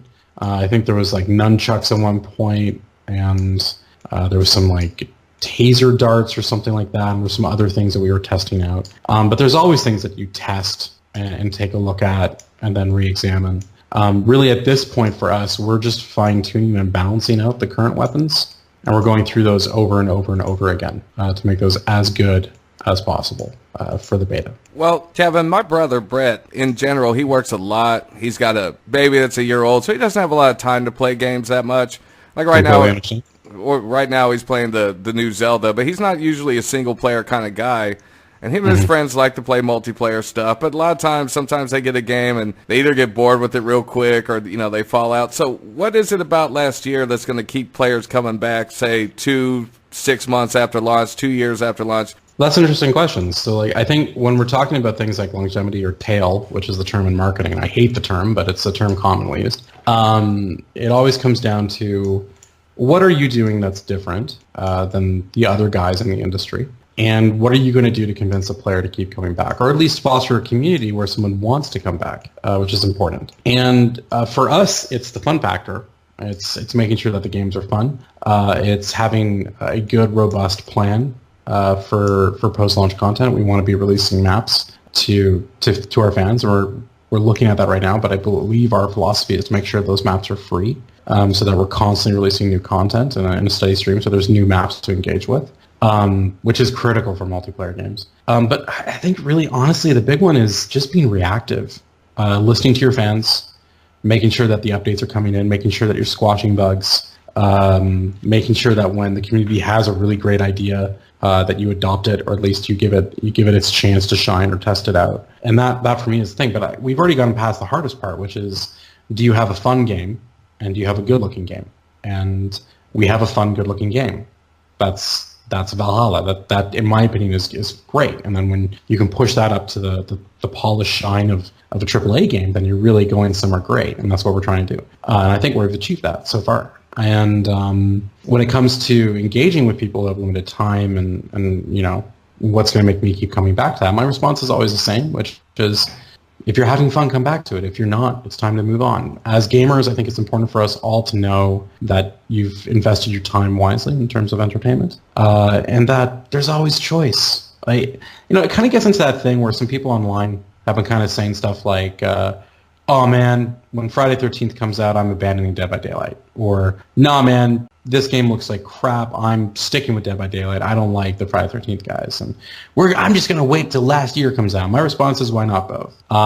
If you have the ability to, if you can, test the games out, see what you like, what you don't like, and go with the thing that you love, and have fun. I think it's fantastic that gamers are going to have such a wide variety of choices, and that we're going through this like golden era of horror games, this revival that started, in my opinion, with Outlast coming out, and then just really started snowballing, and we started seeing more and more horror elements coming back. We started seeing really great kind of games with philosophical ideas, with like really out there horror, like Agony. Have you seen that one? That one looks just crazy. No, I haven't seen that one yet. Yeah, that trailer, just wow. Like I saw that trailer, I just kind of stood up and gave my like Kubrick clap, really aggressive clap straight at the screen, going, I hate them, but because they look like they got something that looks just phenomenal. But man, it looks so much fun as a gamer. And then at the same time, like, you know, it's just such an interesting time. Like for the first time ever, I really do think that we're going to see a great Jason game come out. Now, I got my fingers crossed. I hope Gun Media pulls it off, and from the look of it, they got the passion for the franchise. So I really think that that they're going to knock it out of the park. And you know, the Dead by Daylight guys proved to everyone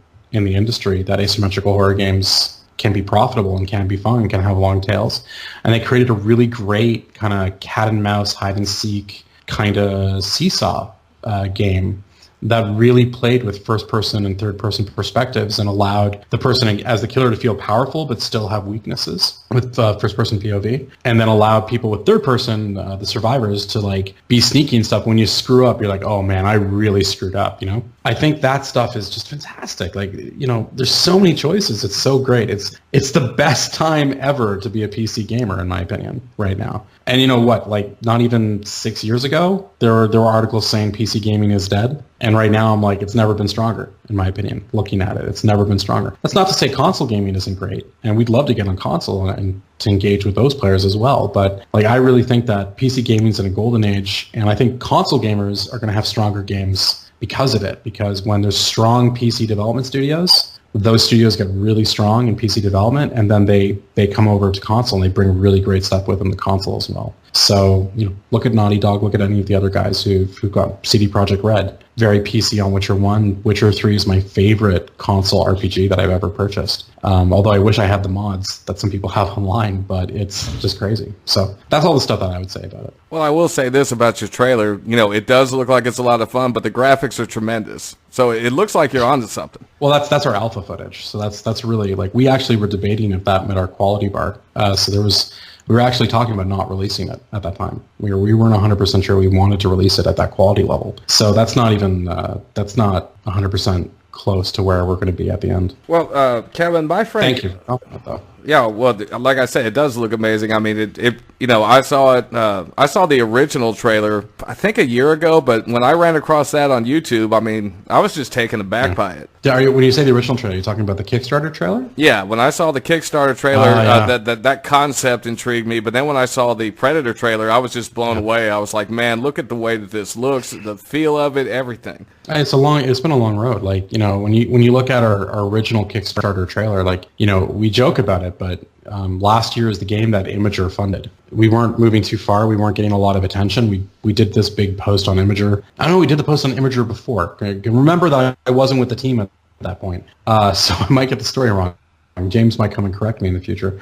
But we did this big thing on Imager. We got a lot of reactions, and then we put up the Kickstarter. And the way that people interacted with us on Imager and were like, just totally like, do this, make this happen, was amazing. And then we moved with it. And that just pushed us further and further and doing excellent stuff. So, you know, it's been such a crazy road to get to where we're going. And it's been an unusual road, especially for indies. But we're kind of getting that final stretch, so we're really excited. We're really, really excited to get this in the hands of consumers, of gamers, and letting them really have a lot of fun. So my friend Garth years ago had a game called City of Heroes, and we all used to play it, but he kept playing it and kept going back, and they had dedicated servers, and then one day those dedicated servers stopped, and he can't play it no more. And I understand your game is going to be peer-to-peer, so if a group of friends have this game and just love it, and 5-10 years from now they still want to play it, are they going to be able to? Yeah, well, like one of the nice things about peer-to-peer, I think, is the fact that you're able to... You're not tied down to servers, so if the company runs out of money and they close the servers down, the game doesn't just dry up. We're looking into servers. Like, that's something where we're looked at it. Like, I think a good example is how Killing Floor, I think it's Killing Floor 2, how they put their code out there so that people could make the servers that they want. It's either Killing Floor or is it... I think it's Killing Floor. I might be getting mixed up with a different game. But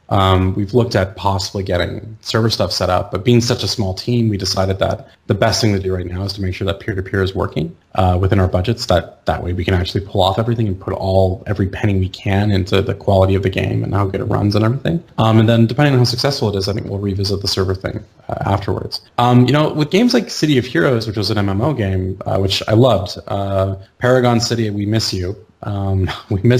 We miss fighting within it. We miss the Rogue Isles. We miss all the stuff, and we miss going to Pretoria and the Parallel Dimension city and all that kind of stuff. But when it comes to MMO games, there's a shelf life because having consistent running servers is incredibly expensive. And I think at this point, like, that's why I think you see a lot of games now are moving away from that kind of stuff, and they're trying to get more into matches again, like getting into kind of what we're doing in Dead by Daylight, Call of Duty, and all that stuff, because matches, it's a little bit cheaper to run server-wise than consistent MMOs. Though, you know, honestly, you can still see the survival kind of MMO, what do you call them, MMOs? But the survival games, things like Rust or the Conan, the recent Conan one, I think, which I'm getting wrong, Conan Exiles, I think. If I got the name wrong, Conan fans, please don't murder me. When you see those kind of games like Rust and that, it's interesting to see how they're running stuff on private servers and things like that. But we're such a small indie team that our focus is on peer-to-peer because that guarantees that someone who gets our game can still play and find other people to play with in the future,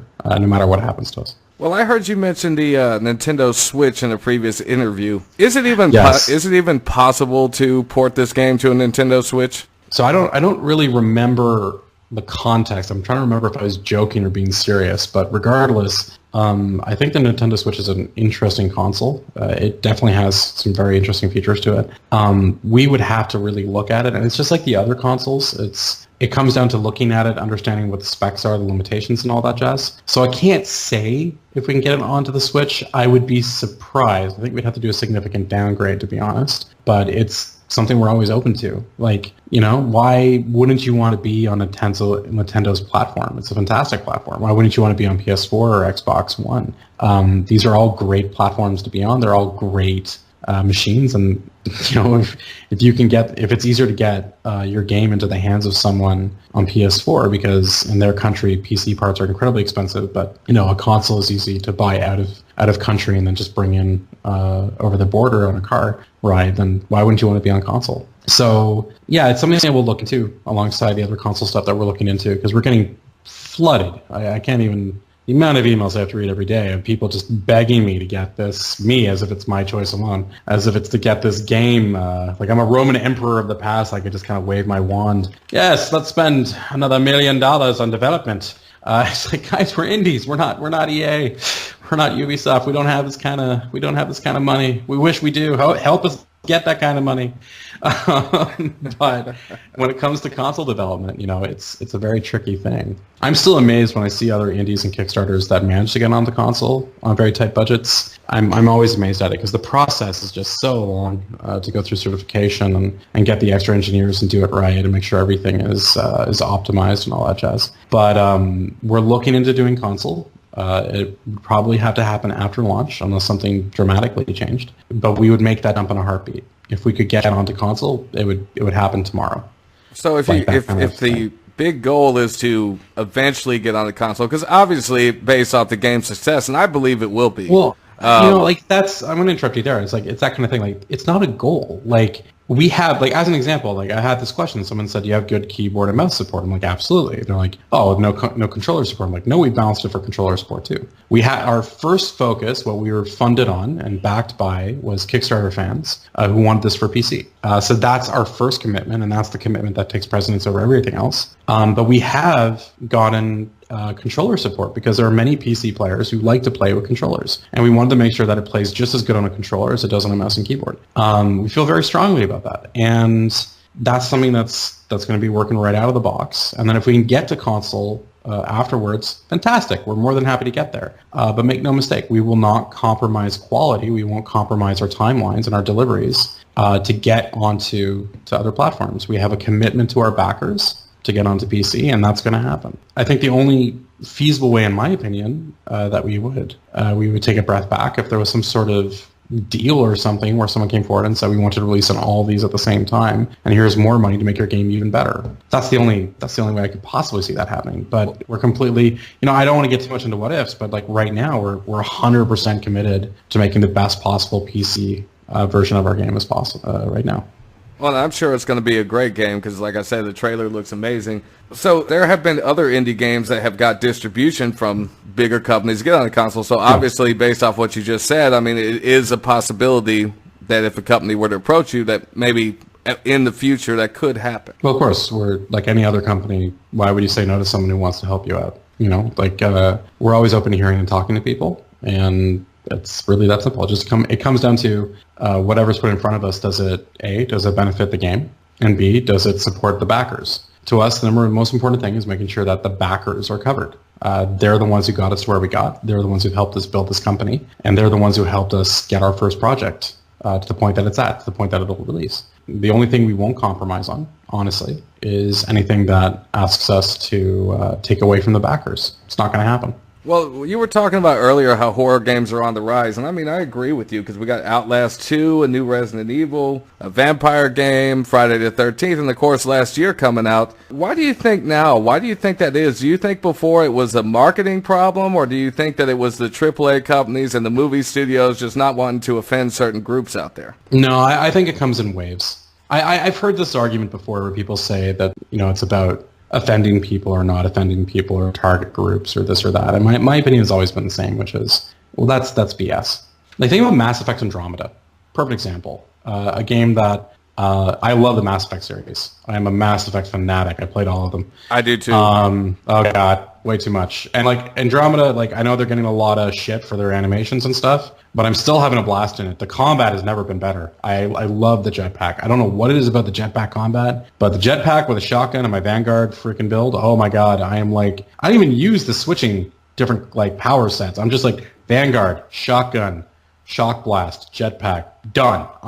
This is amazing. Not to say I've tried some other builds like sneak and stealth and stuff, but man, I love playing Vanguard with the jetpack and just running around and just blasting in front of someone, punching them, then shock waving all these other guys and blasting someone with a shotgun. It's great. I think but where were we? I don't even remember the conversation and the point I was making. There are horror elements in games like Mass Effect. There are like horrifying things. Like think about Mass Effect series. It deals with genocide. It deals with racism, systemic racism. It deals with slavery. The concept of what happened between the Geth and the Quarians. Allowing the console to die at the end of the first game. Well, no, I'm not talking. I'm talking like when we're talking about genocide, it does deal with genocide. What happened to the Krogan, the genophage? It deals with the question of the means. Do the means meet the ends? It deals with big concepts, really horrifying concepts when you think about them in some cases, and really kind of Lovecraftian. Like the Reapers are very Lovecraftian. These entities that exist in dark space in Mass Effect 2. On the edge that are nearly unstoppable, and all you can do is really delay the inevitable in their minds. And yeah, it still has kind of that frat bro, Superman, Space Marine. I'm going to stop him. I'm going to stop them as Fem Shep or Shep, but it's kind of like, Shepard, for those who don't know the series. And Femme is female, because you can play as a male or female character, main character. You can change the gender, which is fantastic. But it's one of those things where, like, there are elements in there that's pretty great. Like Dragon Age series is another great example. They do the entire thing where you can silence a mage. You make them into, I forget the exact name, it's been a while, but you use Illyrium or something and you remove all of their emotions so they can't be possessed by demons. And there's this question of, well, if you have people who are magical, who can at any point be possessed by demons from a dream realm and then wreak unbelievable havoc and death on everyone around them, what do you do to protect your society? Do their freedoms supersede or go above or beyond your society's rights for safety? These are important questions. These are questions that people in the States and Canada and the West are grappling with today, about civic duty and safety and freedom of movement and freedom of speech and rights and being who you are. And BioWare does that fantastic. But when someone says something like, oh, is horror in a golden, was horror ignored because it was just horror? My response to that is just, no, horror wasn't ignored. There's always people talking about horror. There's always people pushing it. When success happens in terms of unit sales, when you see people buying games, other people take notice, and then they want to get in on that action. That's how markets work. That's how products work. So when Outlast was doing really good, you noticed there were a lot of other games trying to get in on that action. And some of them might have been in production at the same time. Some of them might have been projects dusted off, and some of them might have been really quick things to cash grabs. That happens. But for us, what I think is really fascinating was you had these 3 asymmetrical horror games, all of them roughly in production around the same time. Friday 13th was Summer Slasher Camp, and I think they launched their Kickstarter a day after ours. And I've heard people say things to us, like private messages, like they copied you, and I'm like, no, they didn't. They didn't put an entire Kickstarter together in one night. It's like, great minds think alike. These things happen. For every Star Trek, there's a Star Wars. Babylon 5, Battlestar Galactica. Don't get worked up about it. Find the thing that you like and celebrate success in other groups. Like, don't get... It's not Coke versus Pepsi. It's still a soda drink. So, I kind of laugh about that stuff because, Dead by Daylight, from what I understand, was in production for quite a while, and I think they shared that in one of their Dev Diary things. They went through a very winding path to get to where they got today. And then, it just happened that other people started having very similar concepts and then started getting their teams together and getting that stuff going. And I think that's just part of art in general. I think art is weird. Sometimes people have roughly the same ideas at the same time. Sometimes, yeah, there are cash grabs or copycats, but not nearly as much as people think. It might look that way on the outside, but I'm not. From my experience in the industry and from what I've seen and from my love of entertainment, it's not nearly as much as people think it is, to be honest. Well, you have a beta coming out in August, so assuming that the beta goes well and there's not really a lot of problems, are we still looking at a 2017 release, or if there's something major and unforeseen, are we possibly looking at 2018? Well, we'd love to release in 2017, but once again, our commitment is to quality. So really, at the end of the day, we'd love to release the game in 2017. What we've committed to is our beta for mid-August. We're on track for that. We're very excited about that. We're going to get our last chance back and round up and running pretty soon, so people will be able to participate in it. But we're not going to say that we're releasing in 2017 until after the beta. If the beta revealed something that we really want to bounce, or something that's fantastic that we want to bump up even more, and that means that we have to need a little bit more time to release in 2018, then we're going to take that time. Because at the end of the day, no matter how painful the wait is, and I understand it as a gamer, our number one goal is to have the best quality game, and to have something that lives up to what the backers supported. So, that's how we view things. That said, you can see the light at the end of the tunnel here. You know, this boat has sailed; it's coming to port.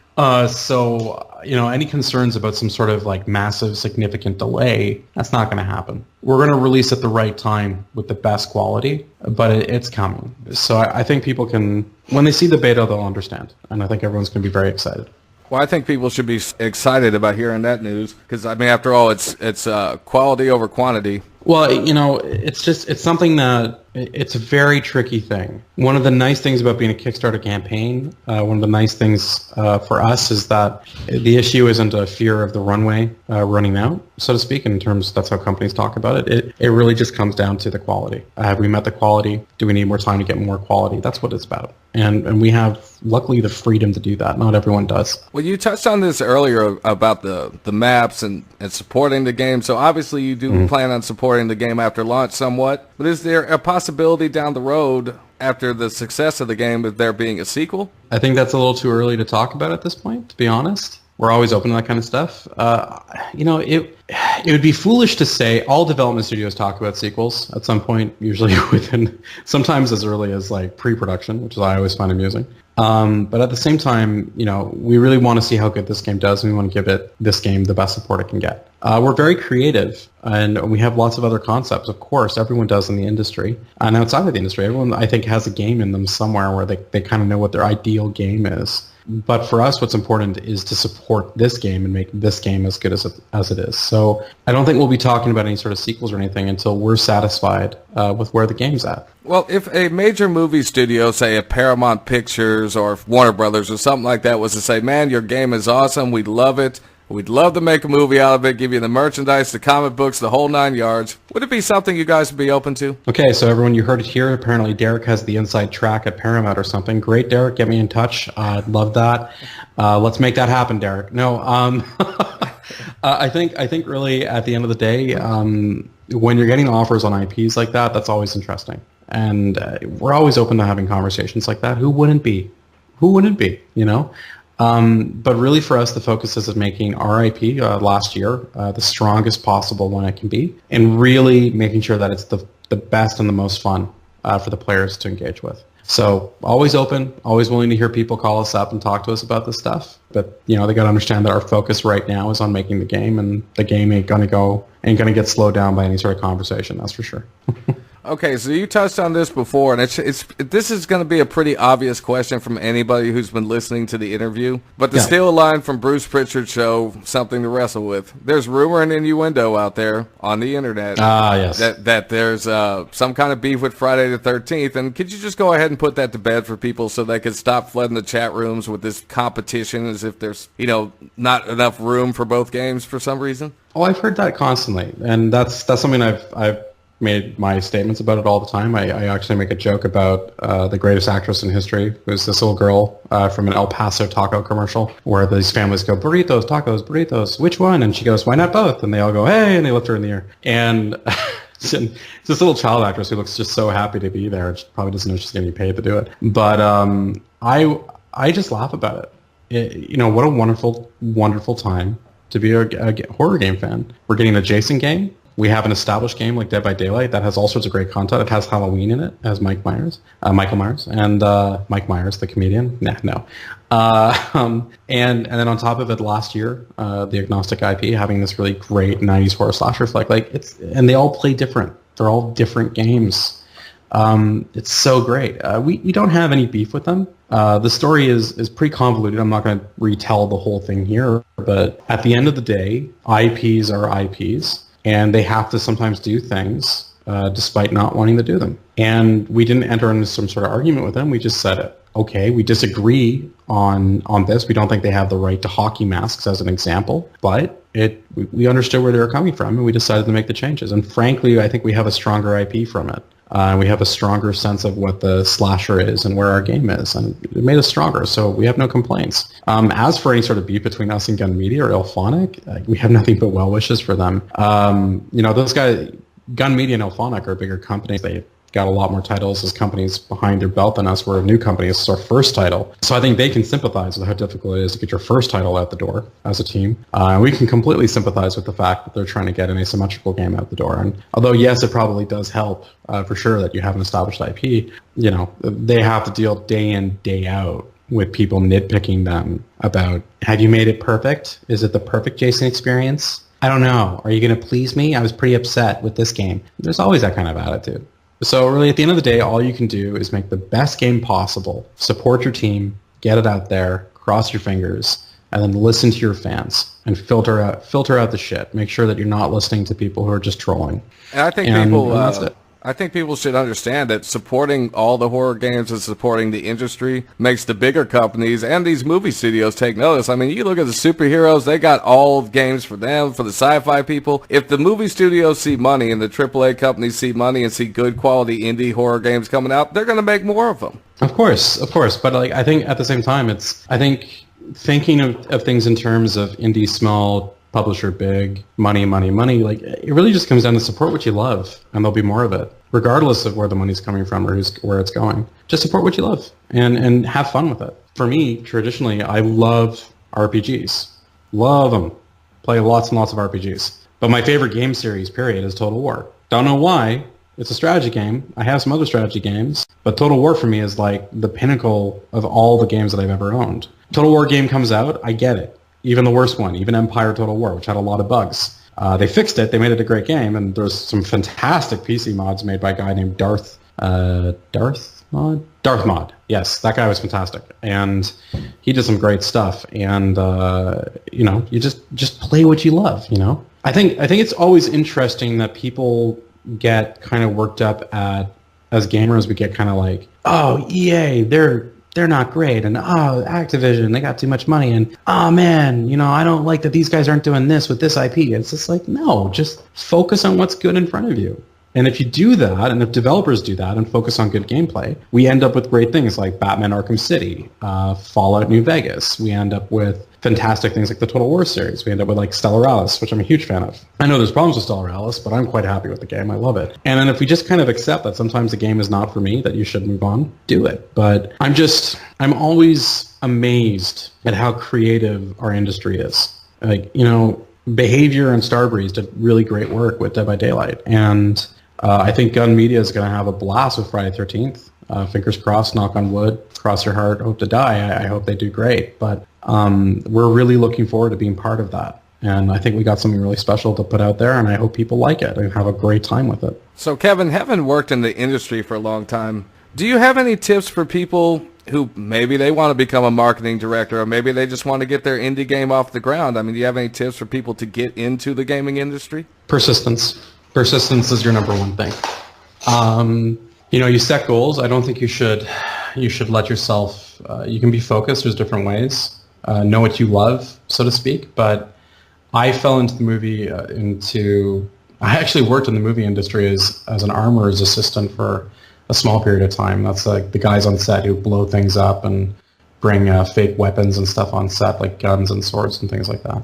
And although that was my dream job, that was a job that I wanted as a kid, I found out quickly that it was not the job that paid the bills, and it didn't give me the lifestyle that I wanted, and it wouldn't have allowed me to have a family, which I have now, and all that kind of stuff. So although I completely respect the people who choose that lifestyle and do that, and they're great guys, I couldn't do that. And I left and I started doing marketing. I was working with marketing agencies in different places, and then I had the opportunity to work in the game industry, and I took it, and I never looked back. And I think that persistence is really the key, and understanding skills are transferable. I've met so many people in our industry who they took that chance. They sent their resume in. They had no game experience, and they just said, I'll send it in for this one thing. And then the company called them back because they saw something that they liked. And there's so many different ways to get in. Building your own thing, going on Kickstarter, doing mods, meeting people, networking, doing it through game media. I know lots of guys who are Twitch, YouTuber, or from game journalism who transitioned into the industry,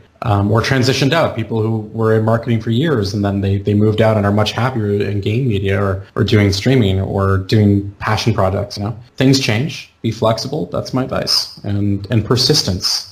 Persistence is key. You gotta go after it, but also be aware of what you're doing. You know, it's one thing to be the kid who falls off the bike and scrapes your knee, get the bike back up and keep pedaling. But if you keep putting too much weight on the left handlebar, it'll only do one thing, right? So you need to have the ability to self-analyze and understand when you're doing something wrong and correct. That's it. I don't, you know, at the same time, I've been incredibly lucky. I've had some great mentors. I've met some great people. I live in Montreal, which is one of the gaming capitals industry-wise of the world. So I've been very fortunate with timing and all sorts of stuff like that. But I would say that if you're persistent and if you're looking at stuff, yeah, you can make it. As an off note, if you want to get into gaming, if you want to see how difficult it can be, whether it's design or programming or whatever, I highly recommend picking up either a free version of Unreal or Unity. Go online, there's lots of free tutorials, learn how to code, learn how to do whatever, and go from there. I myself, as an example, I have not official voice work experience, but I've done acting in high school. So one of the things is I understand how to do like voice recording and acting and all that kind of stuff, and that's been very helpful in my current job because being able to talk with a specific tone for long periods of time is helpful when you're doing PR stuff and marketing stuff. Knowing how to code, even if you don't end up coding, could be helpful for someone who becomes like a project manager because you'll understand timelines and how to scope things out properly and everything like that. You know, and don't get worried about where you're at. Everyone starts somewhere. Everyone starts small. It's just about being persistent and pushing yourself forward. And be positive. Don't be negative. Doesn't help anyone. Well, Kevin, you do have a booming voice. I feel like you should be doing commercials. We're going to have to do a whole separate podcast one day just about your time in the movie industry, I guess, because that sounds interesting. I unfortunately can't get too much into it, but what I can say, because in that specific kind of role, you don't want to give out too much information. But what I can say is that it was an interesting time in my life. It was very short, and although I had a lot of fun, it was just, you know, anyone who works in the film industry knows this. Unless you're very lucky and you have steady work, you're working in one of the film capitals. When a film production is going on, and you're unionized or you're making good union dues or whatever, you live like a king. You're making money hand over fist sometimes when it's a big production. And then the in-betweens, you're on craft dinner 6 days a week, you know? And that was something where I just couldn't do that. Like, video games for me is a much more stable industry. And more importantly, I get a much longer period of time to work with people. And getting that time of camaraderie long-term, I find is much more fun. I never worked in television, though. Maybe television's a bit differently. Like when you're probably on like a good series that's doing a year run or whatever, depending on how they film, I guess that could be different. Anyways, there you go. Well, Kevin, besides thank you, is there anything that you would like to say to your fans? You know, you guys are great. Keep contacting us. Keep sending out emails and all that jazz. We love responding. We love seeing stuff. Get on our Discord channel if you get a chance. We got an open Discord channel. I'll link it up for Derek to put up with us. And our last chance backing round is coming up in mid-August. For mid-August, which was our beta, and we're going to get our last chance backing round up as soon as possible. And once that's up and running, you'll be able to participate. And we're really, really humbled at how people have reacted to our game, and we're looking forward to getting it in people's hands and having a lot of fun. Well, Kevin, I didn't have a chance to participate before, but I am going to participate in that last chance backing round. I'd love to have you on here again after the beta comes out. That'd be that I can't talk suddenly it's just stutter. I don't know where that came from. It's kind of funny. We can leave this in. Yeah, I absolutely would love to come back to the show, Derek, and it was a pleasure to be here. Well, I'd like to thank you very much and thank the team at Last Year for their hard work and thank Elastic Games for allowing you to be on the show. Yeah, well, sometimes they let me out of my cage in marketing, but it's been great, and I look forward to talking to you again, Derek. All right, well, you have a good day, Kevin. You too. Ciao. Well, hey, guys, that wraps up the interview. Thanks to Kevin Scar for being an excellent guest. Thank you to Elastic Games. Thank you to the awesome team at Last Year for putting all the hard work in for everybody. And don't forget to show your support to the game by going to Last Year's Facebook page, Twitter, YouTube, Discord, and any other social media platforms that they may have. Remember, guys, it's important to support the industry. This interview was recorded on April 26, 2017. It took a little while to get the video ready, but you guys deserve nothing less. And as always, thank you guys for listening to The Derek Ruby Show. You can follow me on Facebook, Twitter, Twitch, and Instagram. Have a good one, and I'll see you guys next time.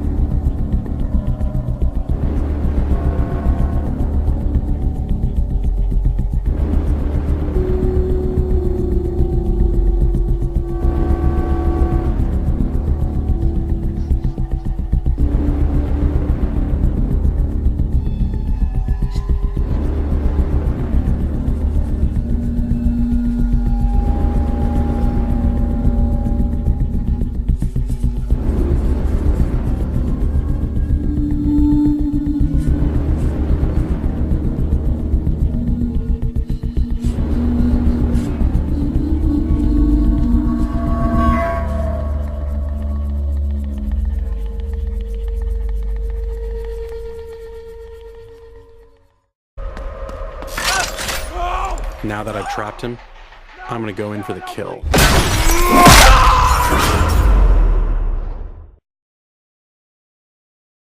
Attention viewer, if you enjoyed that video, please leave a like, comment, subscribe.